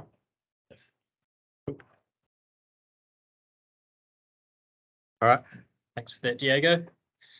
Sorry, we did just have another hand up. Oh, yeah. Dale, I think you had a hand up that I missed. Sorry. It's actually Rob. Yeah. Hi, it's Rob Twee, I'm just here with Dell, and I think one of the key things around the TOTEX approach is also the impact of iris. So you know, I know the Commission has said that there's they've sort of equalized the impact or that retention factor on the iris between OPEX and CAPEX, but I think that flexibility on making the decision whether you're going to be spending it under OPEX and CAPEX or CAPEX is sometimes considered well when what that iris impact is. So I think that's just an important consideration as well. Yeah. Got that. Thank you for the perspective. It might be a good segue for you, eh? Yeah. Okay, so yep, as we've noted, moving on to everyone's favorite topic of iris. So as Diego said, I'm Ben Harris. I'm in the regulation economics team as well. And I'll be talking through the OPEX and CAPEX iris mechanisms that we've got currently. So what we're going to cover today, firstly, what we heard from submitters on the process and issues paper, just a brief recap of the objectives of these types of mechanisms. And also, we're not going to cover how the mechanisms actually operate. We don't have enough time for that, unfortunately. But there were some links in the staff paper that we published. So if you do want to see how they work and some more background information, then yeah, I'd encourage you to have a look at those. Okay, so starting off, so what we heard from submissions. So there was a few key themes in submissions. So yeah, quite a few submitters saying that the incentive schemes are too complex for regulators or regulated companies to effectively engage with. There is some concern that the current incentive schemes can lead to a preference for CAPEX. This also feeds into the discussion that Diego just had around the CAPEX bias. There's uncertainty regarding whether the CAPEX and OPEX incentives are in fact equal. And even if the incentive rates have been equalised, which, as has been mentioned, was done in DPP3, the CAPEX and OPEX allowances aren't substitutable, which can lead to issues with selecting the most efficient expenditure solutions. Okay, so onto a few quotes from the submissions. So on the complexity point, Orion submits that the iris mechanism is complex and results in long-term impacts into subsequent regulatory periods and is not well understood by EDBs. It's challenging for EDBs to make trade-off decisions on expenditure. On the CAPEX bias, Orion also submits that the iris impacts of OPEX spending is also more sizable, whether in favour of the customer or the EDB, and goes on to say that we strongly believe the time has come for a TOTEX approach. On the equivalence of the OPEX and CAPEX incentives, Unison states that it remains unproven under what circumstances CAPEX and OPEX incentives are neutralised by the equalisation of the incentive rates. And on flexibility, Victor says that while the OPEX and CAPEX incentive rates are currently the same, the OPEX and CAPEX expenditure allowances are not substitutable, and this could incentivize the wrong investments. Okay, so going on to the purposes, or just a recap of some of the purposes of the current incentive schemes that we've got for EDBs. So there's generally 5 key purposes that the iris mechanisms seek to achieve. So the first one is the consistent incentive to make savings over time. So during a regulatory period, we want to set a consistent incentive rate, which is the same regardless of what year you make savings in. So rather than timing expenditure, for example, if there wasn't a iris mechanism in place, just a regulatory period, then the natural incentive is reduced over time. So the incentives to make those savings reduces during the period. Okay, so another one is providing higher incentives to make cost savings. So the natural incentive without an IRIS mechanism is limited in setting the incentive rate and cannot be controlled. So the IRIS effectively allows us to set higher incentive rates if we consider that the lower incentive rate from the natural incentive may not be high enough to induce savings, for example. The next one is, so we aim to provide equivalence in incentive rates for CapEx and OpEx to prevent the preference for one type of expenditure over another simply because it's OpEx or simply because it's CapEx. And as Diego has mentioned, we intend to put out some modelling following this workshop, demonstrating the intended equivalence of the financial incentives. So just looking purely at the financial incentives, we're keen to show that there is in fact equivalence over the long term between an OpEx and CapEx solutions. But we also recognise that there are many other factors involved, like tax was mentioned before. So the next purpose is to mitigate the incentive to load up costs in the base year. So if you follow a base step and trend approach for OpEx, for example, then there's incentives to move or inflate costs in the base year, which can lead to a higher allowance for the next regulatory period. So IRIS tries to mitigate this and penalises companies doing so effectively. And the last point is that IRIS ensures that temporary savings are shared between suppliers and consumers, and without an IRIS type mechanism, the costs or savings or overspends would be fully borne by consumers or suppliers. So with an IRIS, they share both permanent and temporary savings between the two parties. Okay. So we've got a few targeted questions. As Diego mentioned as well, we're going to put out some more questions later on, but feel free to provide more information in written submissions, or I think we've got a couple of minutes for the questions now. But the first question we've got is, do suppliers consider that there's not equivalence between the incentives for OpEx and CapEx? So some submitters have noted that the allowances are not substitutable, but with the equalised incentive rates over the long term, we consider that at least financially, suppliers should be indifferent between OpEx and CapEx solutions, but happy to hear other thoughts on that. And the second question is, if we were to remove IRIS or switch to another mechanism, is there another approach that would also promote the Part 4 purpose? And I guess ideally do so more simply. So I'll open it up to any questions got there.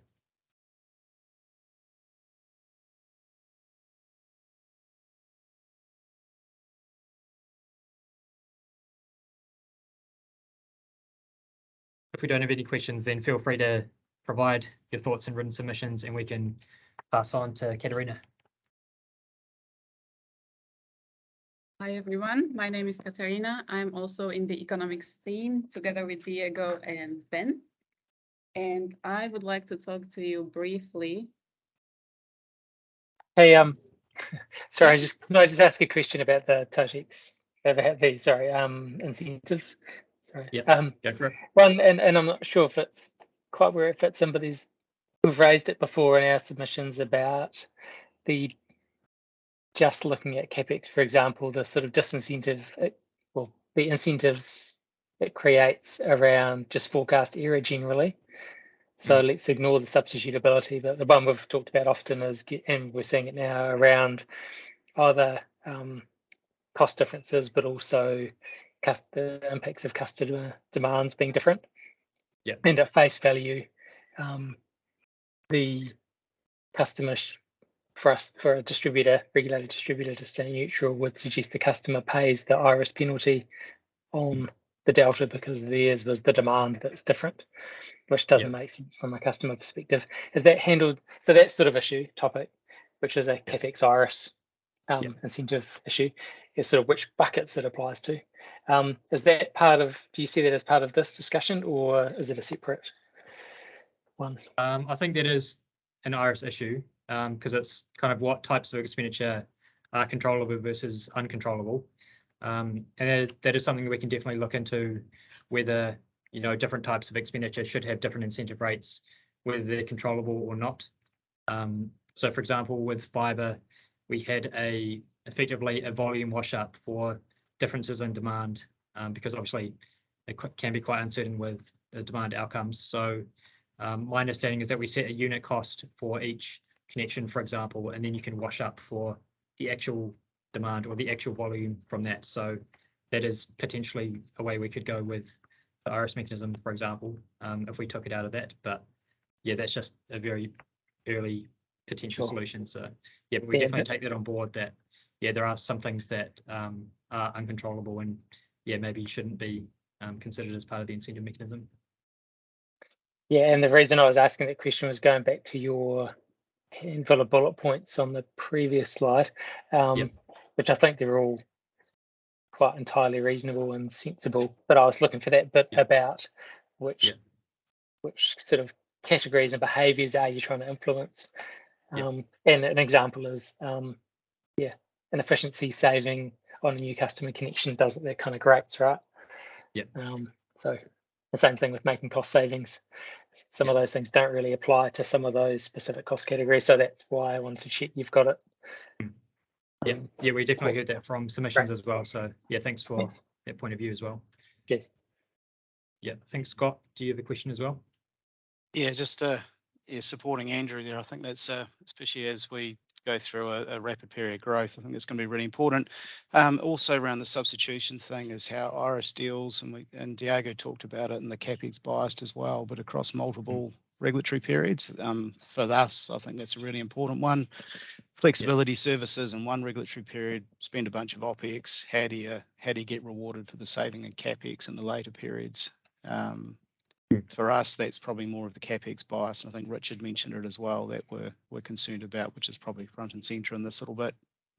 Yeah, so I guess we can look at the modelling in the short term, but there are long-term implications, which it is quite difficult to take into account with either an IRIS mechanism, or even if you don't have an IRIS, that's still an issue. So potentially that could, or one option could be looking at that through an innovation type mechanism. But yeah, we can lead on to Katerina with that. Yeah, I think that inter-period or inter-regulatory period changes for whether it's a reopener or a contingent liability or whatever, and if we're planning stuff in year 4 and 5 of regulatory period, then there's a good chance it's going to roll into the next, especially around the uncertainty that Andrew talked about before as well. Yeah, that's right. Cool. We'll take that on board, and thanks for that. So hi, me again, Katarina, and I would like to talk to you briefly about regulatory sandboxes. There we go, in the next 5 minutes or so.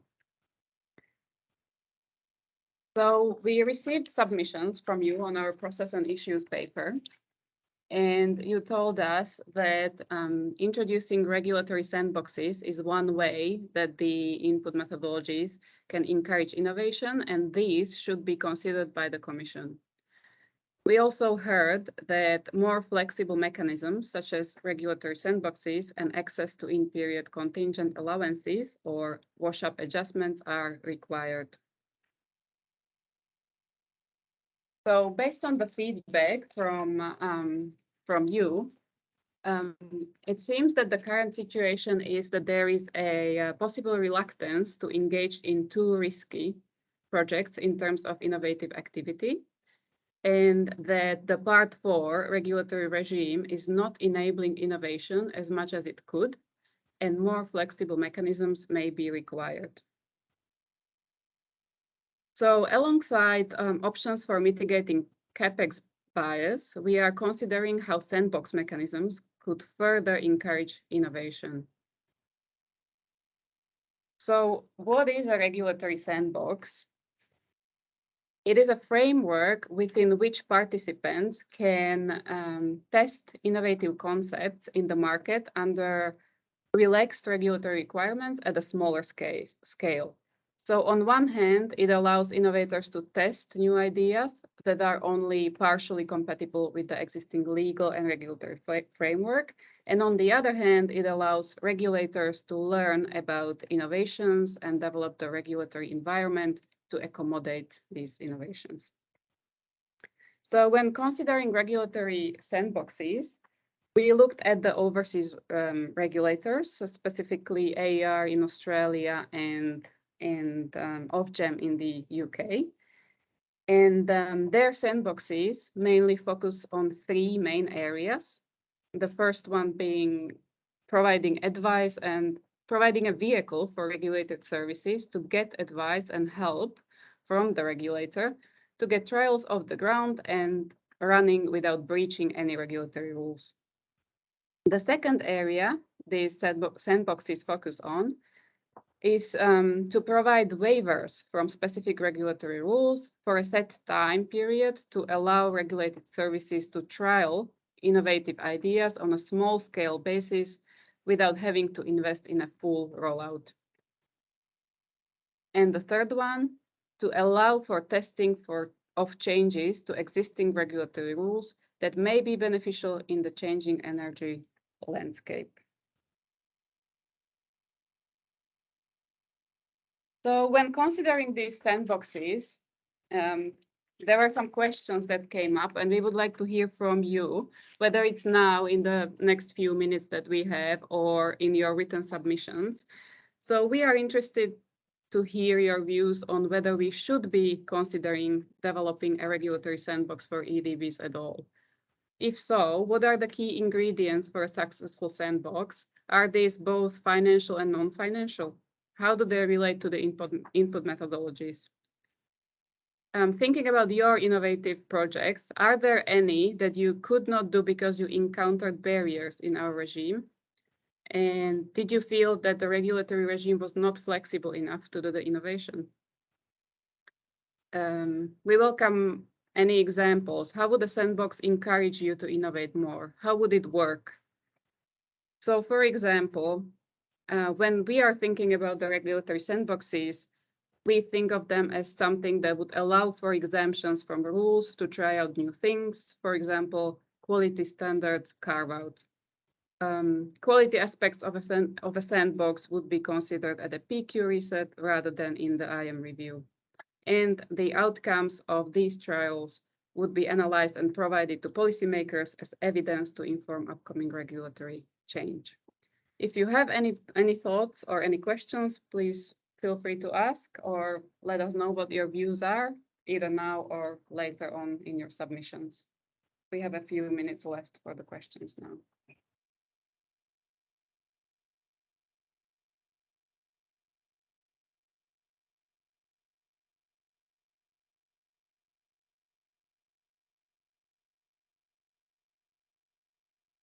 There's a hand up, yeah, from Keith. I guess my question is more a broader one on the regulatory sandboxes. Obviously, the Commerce Commission's regulatory rules around expenditure are one piece of the puzzle. Obviously, the other piece of the puzzle is the code and the EA's regulatory rules that are bound by that. I guess there's my question is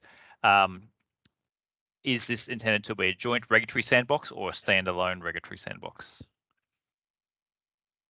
Yeah, thanks for your question, Keith. So this is something we are currently looking into and considering. And so, yeah, all the options are on the table currently, and we will see which one fits the best within our rules and regime. Brent?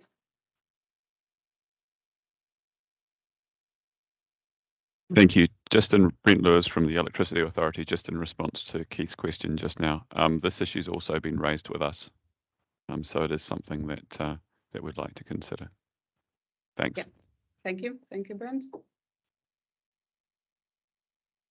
And one more from Andrew. Question?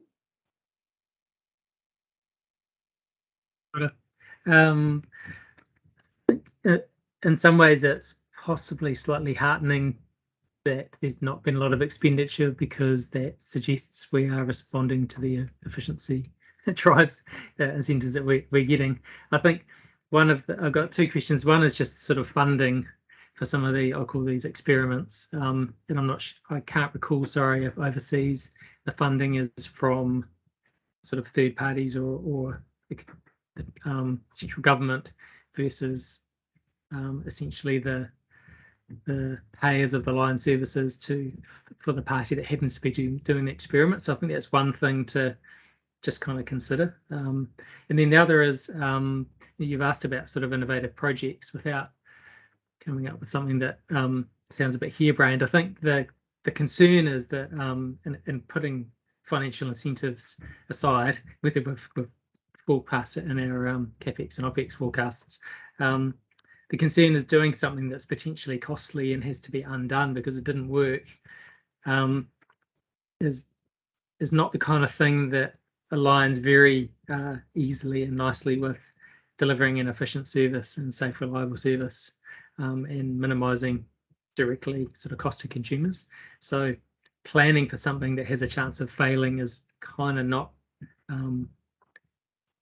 really aligned easily with the regime. So I think that kind of definition of innovation and allowing things to potentially not work is sort of a fundamental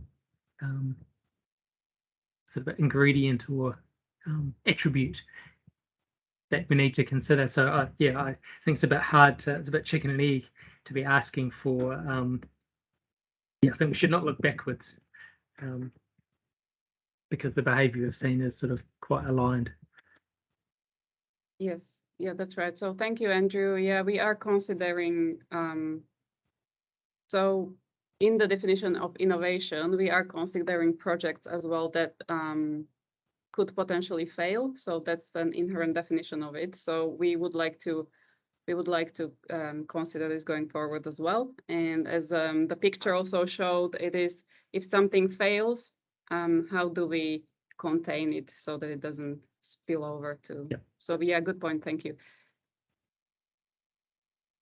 And on the funding, overseas regulators. So the funding can be coming from various sources, but for example, Ofgem or AER, they have specific innovation funds that allow the companies or electricity line businesses, they're called something else overseas, to apply for funds. And they usually, in terms of sandboxing, they usually have special calls during the year, so 1 or 2 calls, and these are themed sandboxes that they ask for specific innovations. But yeah, we would have to tailor it for our own regulatory regime and see how we can make it work here. Another question from Dale. Yeah, thanks. It's Rob.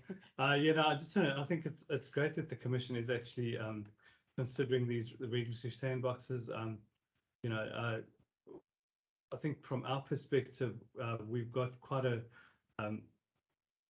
pipeline of work that's in the innovation space, and at the moment, we're taking that cost basically out of our business as usual, and potentially even getting an IRIS penalty on it. So having that contained environment, and I think you've mentioned it that a couple of times. You not every project's going to be successful. So having it contained in that regulatory sandbox is actually going to be quite helpful. So yeah, that's just from Orion's perspective. Yeah. Is that financially or non-financially? Containing which consequences? Yeah, so Diego is just asking. Oh, sorry. Yeah, go Diego. Yeah, I'm interested in understanding better what kind of consequences you want sort of to be contained. Is it that it didn't work, therefore quality suffered, and therefore we breached quality standards, or is it didn't work, we lost money, now we have to spend more money to do another traditional solution, and therefore we're worse off? I think it's more around the fact that that we're running it out through our current OPEX and and CAPEX allowances, and if it wasn't a successful project, which we will accept that there will be some projects that won't be successful and some that will, that we would then incur the IRIS penalty. I don't think that there would be a long-term effect of like a quality of supply breach or a or something like that. It's just that that this mechanism allows it to be contained in respect of the financial from a financial perspective. Okay, no, thank you. So it's a financial as well. Yeah. So we're gonna have to wrap up. You have to wrap up. Yeah. Okay. All right. So I was told to wrap up. So we have, I think, what at most 10 minutes break. I will come back for the last session on flexibility mechanisms. So thank you, everyone. I look forward to your submissions.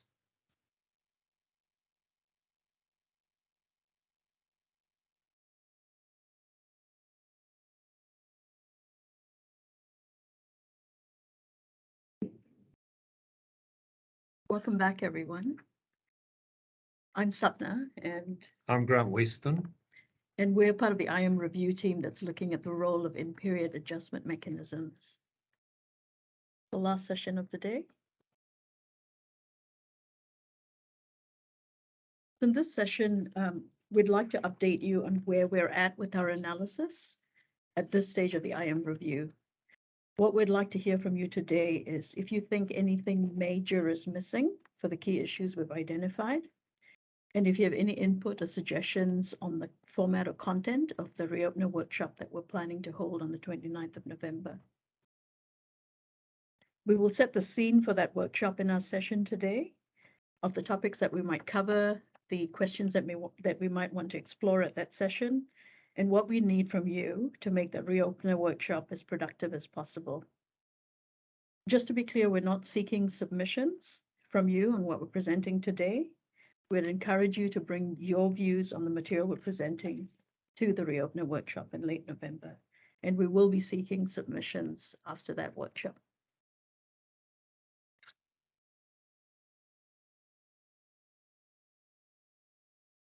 So the slide deck was sent out in advance to you in the hope that you would have had a chance to look through them. We won't be going through every slide in detail. We'll just highlight the key points in some of these slides. So apart from the plans for the reopener workshop, we will cover the trade-offs that we will need to consider in arriving at our draft decisions, the key issues we have prioritized, and the current direction of analysis on these issues, keeping in mind that the work is very much in progress. We will also present our current view of the coverage provided by our existing reopeners. Time permitting, we will pause for questions at specific points as we go through the slide deck, so encourage you to come online and give us your comments and questions. And we'd just like to note here again that these are commission staff views.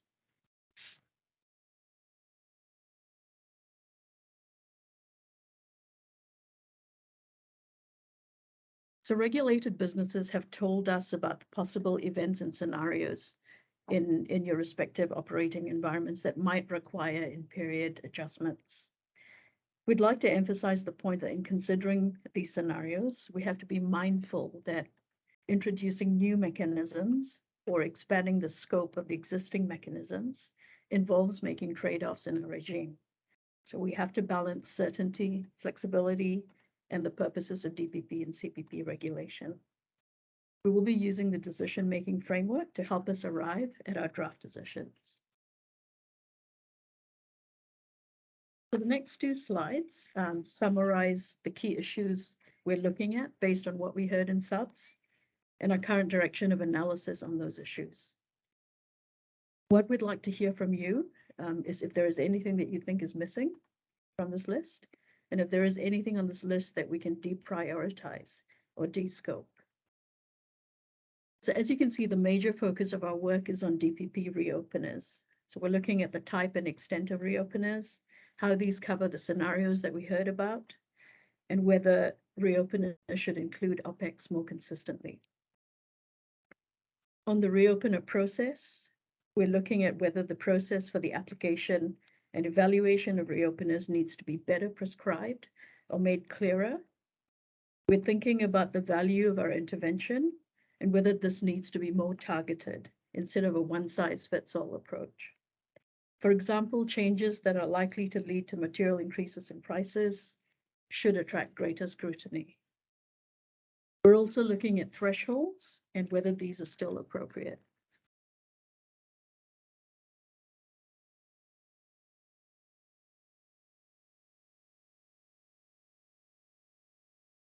I guess yeah, sorry. You carry on. Yeah. We're making a reopener provisions clearer and resolving any areas where there is ambiguity. And we're looking at making provisions more consistent as well across sectors. On CPPs, we're thinking about whether information requirements could be more streamlined, depending on the driver for the CPP. We'd like to note at this point also that there wasn't strong support in submissions for a single issue CPP. So that's a reduced scope CPP where customization is sought in respect of one part of the DPP. So our current thinking is that we're not planning to invest time and effort into that unless we hear otherwise. We're looking at other mechanisms, whether contingent allowances should be part of the suite of reopeners, whether there are other scenarios that could be covered by a wash-up mechanism. And across most of these key issues, we are reviewing what overseas regulators do. Grant, did you want to jump in? Yeah, I was just going to say, I mean, that might be a good point to ask if there's any immediate reactions to that, whether there's anything material that we might have missed in terms of tabulating those from the submissions that we received. And we did receive very good submissions on these points in the process and issues paper submissions, and we thank everybody for that. Any reactions to that? Dale? Just one thought, just going back to the piece of work I was talking about earlier on the impact of EVs on our LV system. I just wonder if part of the criteria might need to be looked at around if significant new information comes to light during a regulatory period, that would then inform a new roadmap of investment. Because we did sort of test that piece of work in terms of a CapEx reopener with the Commission, and at the time it was considered it would not fit the criteria. Yeah, I mean, one of the things, and I stress again that this is only staff thinking at this stage. We're still working through our analysis, but the type of thing, one of the things that we're looking at is, and this is where the discussions around scenarios go to, is some form of thinking around scenario-based considerations. I think that's kind of where you're thinking, Dale, is that? Yeah, it's in the similar space, yeah. Yeah. I guess the point is that you know, in terms of a regulatory period, you're not always going to get all the information and insights together immediately before the next regulatory period. Some of this stuff develops during the regulatory period. Yeah. I'll talk about some of this in the latest slides. You know, we do have some ideas around that. Still in development. I guess we're moving forward from a position where bespoke reopeners have been created at the time of resets into something a bit broader. I don't guarantee it's exactly where you're thinking we might land, but heading in that direction anyway. This is something we can explore further with you in the later reopener workshop as well. Yeah. Scott, did you have your hand up? Yeah, I did. Thank you. Just a comment around the single issue CPP. I suspect that's probably been tabled or hasn't had the feedback because a reopener provides quite a useful alternative to that. I guess I guess is it worth just keeping that to the side depending on what happens with network reinforcement? So one of the things we've been thinking about is what happens when we have a whole bunch of, faster than expected EV growth or unexpected need to reinforce the network. So rather than triggering an expensive CPP, if a reopener doesn't capture it, there might still be a place for the single issue CPP. So I guess it's more of a, suggestion of a watching brief on that one. I guess, we've sort of been weighing up, what is a DPP and what is a CPP, and we will have some discussion on that when we do come to presenting our draft decisions next year, in terms of the roles of each of them. And, we clearly think that the CPPs are more comprehensive and more encompassing, and we feel that the reopener mechanisms possibly fit in a place in between there that's sort of more proportional, I suppose. And something we'll talk about that shortly in terms of kind of where we see these fitting in together, as mechanisms. So yeah, I'm a little bit heartened by your comment about maybe it's maybe a reopener is a better place for that. I don't know if I've captured your sentiment there. No, you're exactly right. You're exactly right. If the reopener does get a little bit more breadth in terms of when it can be used, I think it probably is quite a good substitute. I guess where I was thinking, if it doesn't get that breadth, there potentially could still be a place for a single issue CPP. But as you say, if it does, it's probably a better mechanism. Yeah, the balance between reopeners and the single issue CPP is definitely on our radar, Scott. Yeah. Cool. Who else? Is it Mark? Yeah, hi, thanks. Yeah, I was just supporting Scott on that. Given the contents of the first session and all the uncertainty coming towards it, I'd just really encourage the Commission to think about all the flexibility mechanisms, and if that includes a single issue CPP, I wouldn't be discounting it early in the piece. I really would encourage any flexible, timely tool the Commission could introduce into its suite. I think needs to be clearly on the agenda rather than off the agenda. Yeah, I think, we haven't taken it off the agenda. It's just we have deprioritized the work that we're doing, the analysis that we're doing at the moment. And we will have the opportunity to explore that in more depth on the 29th of November when we have the more detailed reopener session.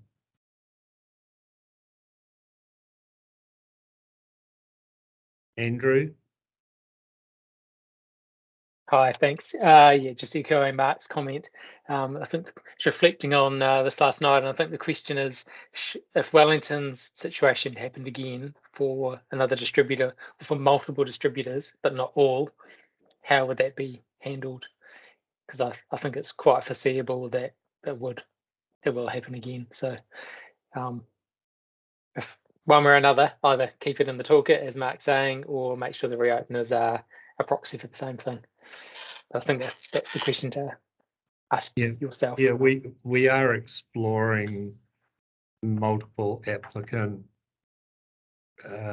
situations. Our preliminary analysis is that it's a little bit problematic doing that with CPPs just because of the way the legislation and the IMs work together. So, we are exploring different thoughts on that one. Great. Yeah, I think for me it's the trigger. So there's one is the sort of multiple parties affected, and the other is the sort of trigger of it. And then the other slightly interesting thought to consider is whether there could be a regulatory sandbox for this. And the thought I had was, what would be the most expedient but slightly risky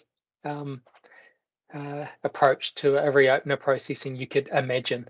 Like if you had just had a week, how fast could you do it, and what would the risk be that you're taking? Yeah, so I know it's probably just a scenario to consider, and maybe there's some sort of threshold proportionate scale here, but just a thought to consider as a way of testing the regime could be to do that. Okay, we'll take a final question from Scott, and then we need to move on. It just, I guess, just another, well, might not be a key issue identified here, but it's certainly one that we're thinking about is a little bit what we talked about around the substitution crossing regulatory periods. When you potentially have a reopener for an investment, it's a big project. You need 2 years of expenditure before you might capitalise into the next regulatory period. So you have a different regulatory period from when something's approved, or you get your reopen application with a thumbs up to actually when the asset's commissioned. I suspect with larger investments, we'll probably see more and more of this. So how do you deal with that kind of inter-period or inter-regulatory period investment? Potentially, I think you summed it up nicely in the start of your slides, where these things aren't guaranteed, but networks need some guarantee or some confidence around the investments they're making, and they may not have that at the time they need that investment because of when the assets might be commissioned. Yeah, I mean, that's a complex situation, and even more complex when you've got OPEX substitution for CAPEX as well. It is, but it's real. It's very real. We're battling with it at the moment. And how do you know what I mean? You've got customers which have quite tight deadlines in terms of what they're investing. How do we, and it's quite a, sudden, uncertain investment. How do we try and fit that decarbonisation, really important investment into the plans or into the framework? So yeah, I realise it is tricky, but I wouldn't want to make, sideline the issue because it's hard, you know what I mean? No, that is a point that we've picked up on. Nice. Yeah, we picked that one up from submissions. Yeah. Excellent. Thank you. Scott. So I might move on to the next slide. So you'll be aware that we've developed our existing reopeners progressively over the years at the time of DPP resets. And one of the first things that we focused on in our work is taking a step back and looking at the reopeners that we have in a holistic way. So the outcome of that is the diagram that you see in front of you, which we refer to as the regulatory ecosystem. So on the left-hand side of the scale, we've got DPPs at one end, and then we've got CPP on the other end, which we consider to be our biggest reopener. And in the space in between the DPP and the CPP, we've tried to visualize our existing reopeners along with their thresholds, and we've shown that in 2 colors. So in orange are the reopeners for situations where the expenditure is unforeseen, and in green, the expenditure is foreseeable at the time of the reset, but the timing and the extent of the cost is uncertain. So we plan to use this diagram at the late November workshop as a reference diagram. So when we start to explore the scenarios that you told us about in submissions, we will look to use this diagram to see whether it's covered or not. I might hand over to Grant now, so he can go through the mapping. I'll go for it. Yeah, just to give you an idea of the scale of the thing that we're working with across the 4 sectors that we've got, including Transpower, the two gas sectors and the EDBs, we've got a total of 54 reopener mechanisms. And so that just shows you the development that's taken place over time. And what we're looking to do is rationalize that and bring them into a common look and feel and processes for approval, and it goes to the point I think it was Andrew raised about how long do these things take? Can you do one in a week if you're given the opportunity to do one in a week, kind of thing? We are looking at that sort of thing. So let's move on. What we've done is we've picked up all the different themes and scenarios that the people have told us about in the submissions on the process and issues paper. And what we've tried to do is we've done a bit of a gap analysis here and tried to identify whether our existing reopening mechanisms within that suite of 54 reopeners adequately deals with the scenarios that we've been told about and seen ourselves. And highlighted in the next 3 slides, the ones highlighted on the right-hand side in the pinky kind of color, are the ones where we're putting our particular focus.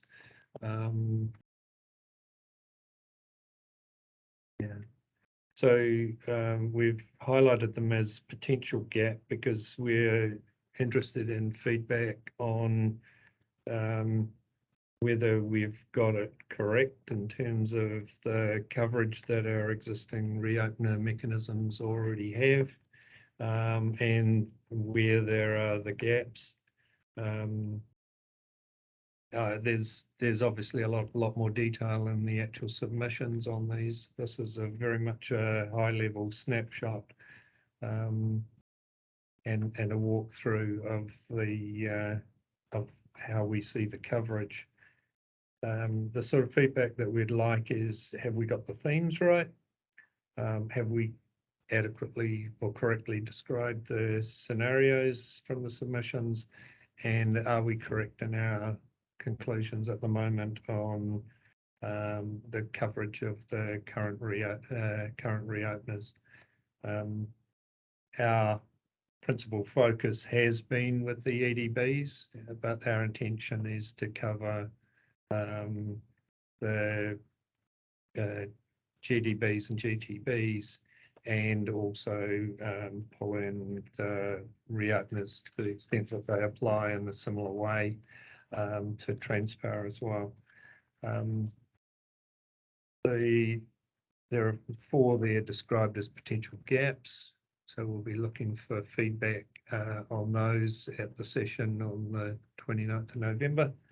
The last one on slide 11 there is one where there were suggestions in terms of having a reopener about general uncertainty, non-specific circumstances.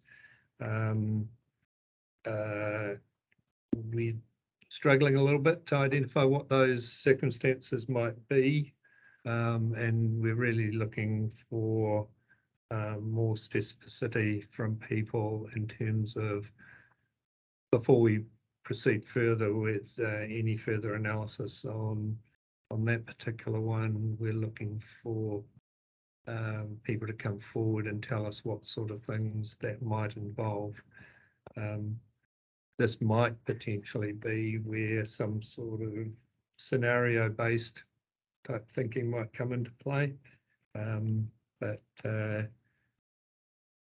that's where we might be heading with that one. So I might just stop there and just again invite any further comments on whether we've missed anything material there. Scott? I'm just wondering where demand uncertainty is covered, whether it was on the previous slide or not, because I guess with all of that's wrapped up in the climate change drivers. No, that's on the first slide there, demand. Yeah, and I guess sorry, I completely missed that one. Yeah, the sort of thing the sort of thing we're interested in there is whether you guys see demand as being in the case of EDBs as being more about connections or about system growth, because the solutions that we might be able to develop are going to be different there. So I think for us it'll be both. So we're seeing large new electrification connections. So I think those in itself are captured quite well by the foreseen and unforeseen reopener. But the other one that's potentially not is the kind of the incremental growth from faster than expected EV growth, or other DER, where you might not have definable customers to support an application. and that Yeah. potentially can drive both. It's probably more network reinforcement for that one. Yeah. I'm not sure that we've got a solution at the moment for system growth. There, I mean, there is the foreseeable and unforeseeable does encompass that. But in terms of connection growth, I don't know if you've seen the mechanisms that the Commission's put in place for fibre, but there's a wash-up mechanism specifically for connection growth. So when we're thinking about reopener mechanisms, we are thinking more broadly than just a straight price quality path reopener.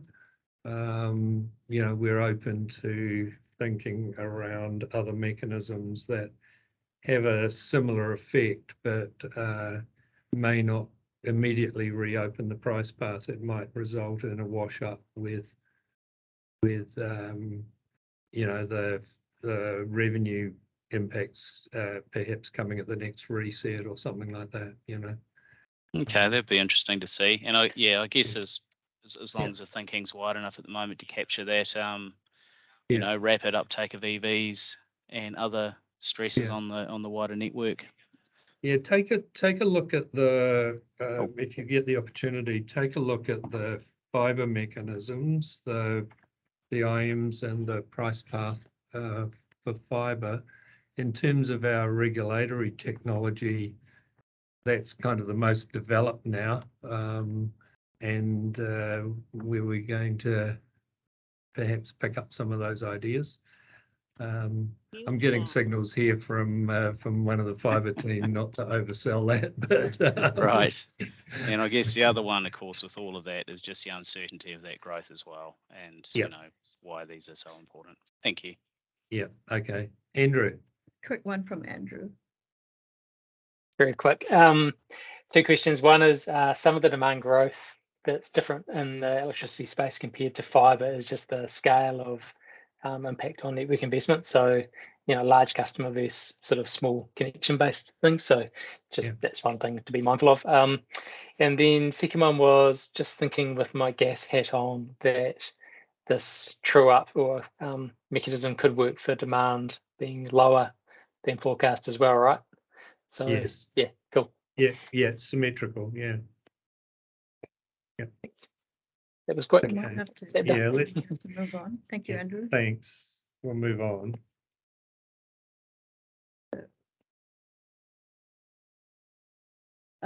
So we're setting aside time at the reopener workshop to go through in detail the information that we still need to arrive at our draft decisions and to road test some of the current thinking, some of which we've shared with you today. We're really keen for that workshop to be a two-way discussion. So what we'll do is we'll try and send out the questions in advance to you so that you can prepare for that. And our intention is to make it as productive as possible. We are still thinking through the format of this workshop. So if you've got any input or suggestions, feel free to share those. I think, Grant, you're going to go over a taster of the questions that we might want to work through at that workshop. Yeah, we've kind of covered some of these things, but as the sort of the coverage map shows, we think that the current reopeners do cover many of the situations that have been raised with us by stakeholders in the submissions. So we'd like you to think about those areas where you think that there might be gaps. And I think it was Scott raised the point that the unforeseeable and foreseeable CapEx reopeners do already address much of the transition to increased electrification, except where non-traditional OPEX type solutions are proposed. And we are thinking about where OPEX fits in with the reopeners. That's one of the things that we're looking at in terms of our analysis, and also the extent to which quality standards are taken into account in respect of specific reopeners. one of the things we were asked about in the submissions was for us to provide more guidance about the operation of reopeners, how we go about applying the reopeners, how people might apply for at the time of a reopener event. And what we're looking to do, and it's referred to in this slide, is codifying a standardized process. Someone asked me what those buzzwords mean. And really what it means is having some standard rules within the IMs to set out sort of like an end-to-end process of what triggers the reopener. Do we have agreement between the applicant and the commission about that a trigger event has actually happened? What information do we need? How will we prioritize applications if reopeners become more of a thing during this period of relative uncertainty? What are the application windows perhaps for applications? Yeah, as I say, the whole end-to-end process to try and make it more reliable, more certain for yourselves, other stakeholders, and for us, and make sure principally that we can deliver against the process and you understand what that process is. So what we're looking to do at the next workshop is to actually table like a straw man look and feel of what that might look like.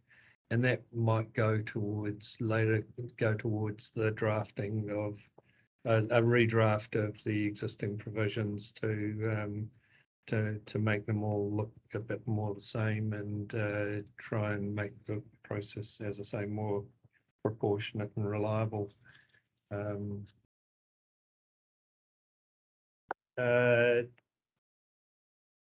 The last slide there is really about what are the costs to yourselves and to us in terms of having a process like this, and the extent to which applicants for reopeners can rely on existing information. There was discussion earlier in the sessions about, and I think it was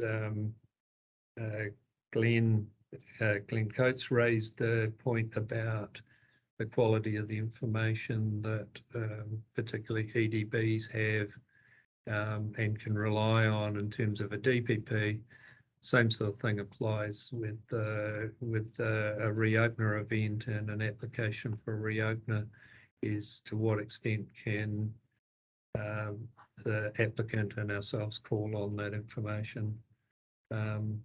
And then finally, we haven't talked much about CPPs in this little bit, but one of the submissions that came through in the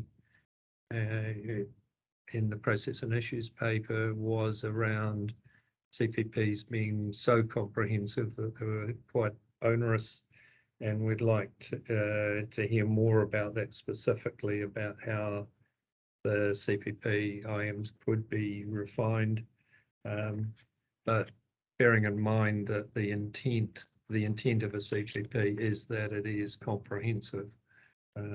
So there's a balancing act there that needs to be taken into account. So I'd like to just hand back to Sapna now, just to wrap up our session. Thanks, Grant.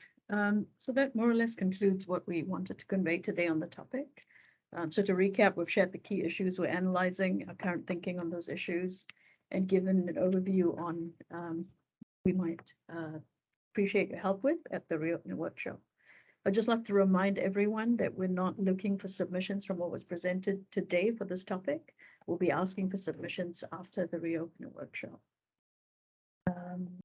Thank you very much for your questions and comments. We've noted those down and we'll consider that in our preparation for the reopening workshop. Just wanting to test if we might have time for maybe one. No. one or two. One last question, if there are any final thoughts from anyone. To see it's 4 o'clock and it's been a long afternoon. So if there are no more questions, we might just close here. I'll just hand back to Andy to close. Thanks very much.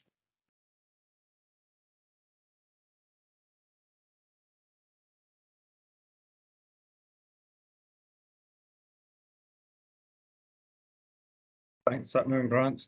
And I guess the first thing to say is thank you to everyone. So thank you to everyone who's joined this and engaged in the workshop and in the discussion. Thank you for the team for putting it all together. I think there's some really good presentations. And I think there are lots of interesting points made. And there are things that we at the Commission need to reflect on as we look at the different programs of work we've got, and in particular the IM review, which is sort of right in front of us at the moment. But I'd also encourage everyone who's on this call to just reflect on what you've heard, think about anything else you might want to say at various points to us, think about any extra points that you haven't made. So please reflect on what you've heard today. And I think, as I said at the beginning, I think there are the Commission's formal processes, but there are also things that say the EDBs could do without waiting for the Commission, like having more scenario-based asset management plans, which stakeholders can engage with, so that forms part of the information base for reopeners, for the DPP, for other things. So in terms of next steps, so on, sorry, I realise I haven't caught the slides. On next steps, so on expenditure forecasting, our intention is to refine our questions following today. We'll provide an opportunity for stakeholders to provide further feedback and other areas you think require a particular focus for the next default price path.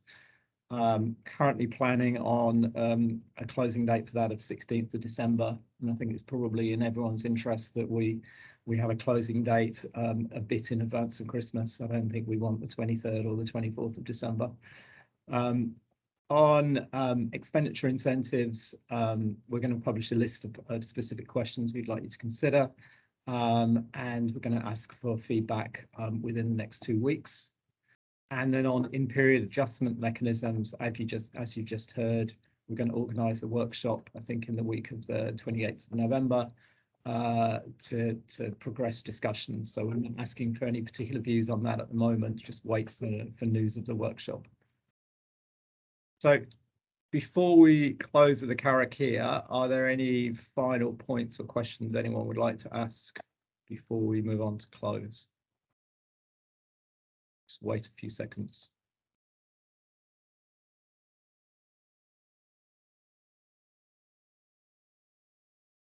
Okay, so we open with a karakia. We're going to just have a closing karakia, which is called anuhia. So anuhia, anuhia, anuhia ki te oro tapu nui, kia watia, kia mama, te nako, te tinana, te wairua I te ara takata. Hoia rā e rongo, whaka iria ake ki ronga, kia tina, huie, tākie. Thanks very much to everyone. Thanks for your engagement. We look forward to engaging with you again. So thanks a lot.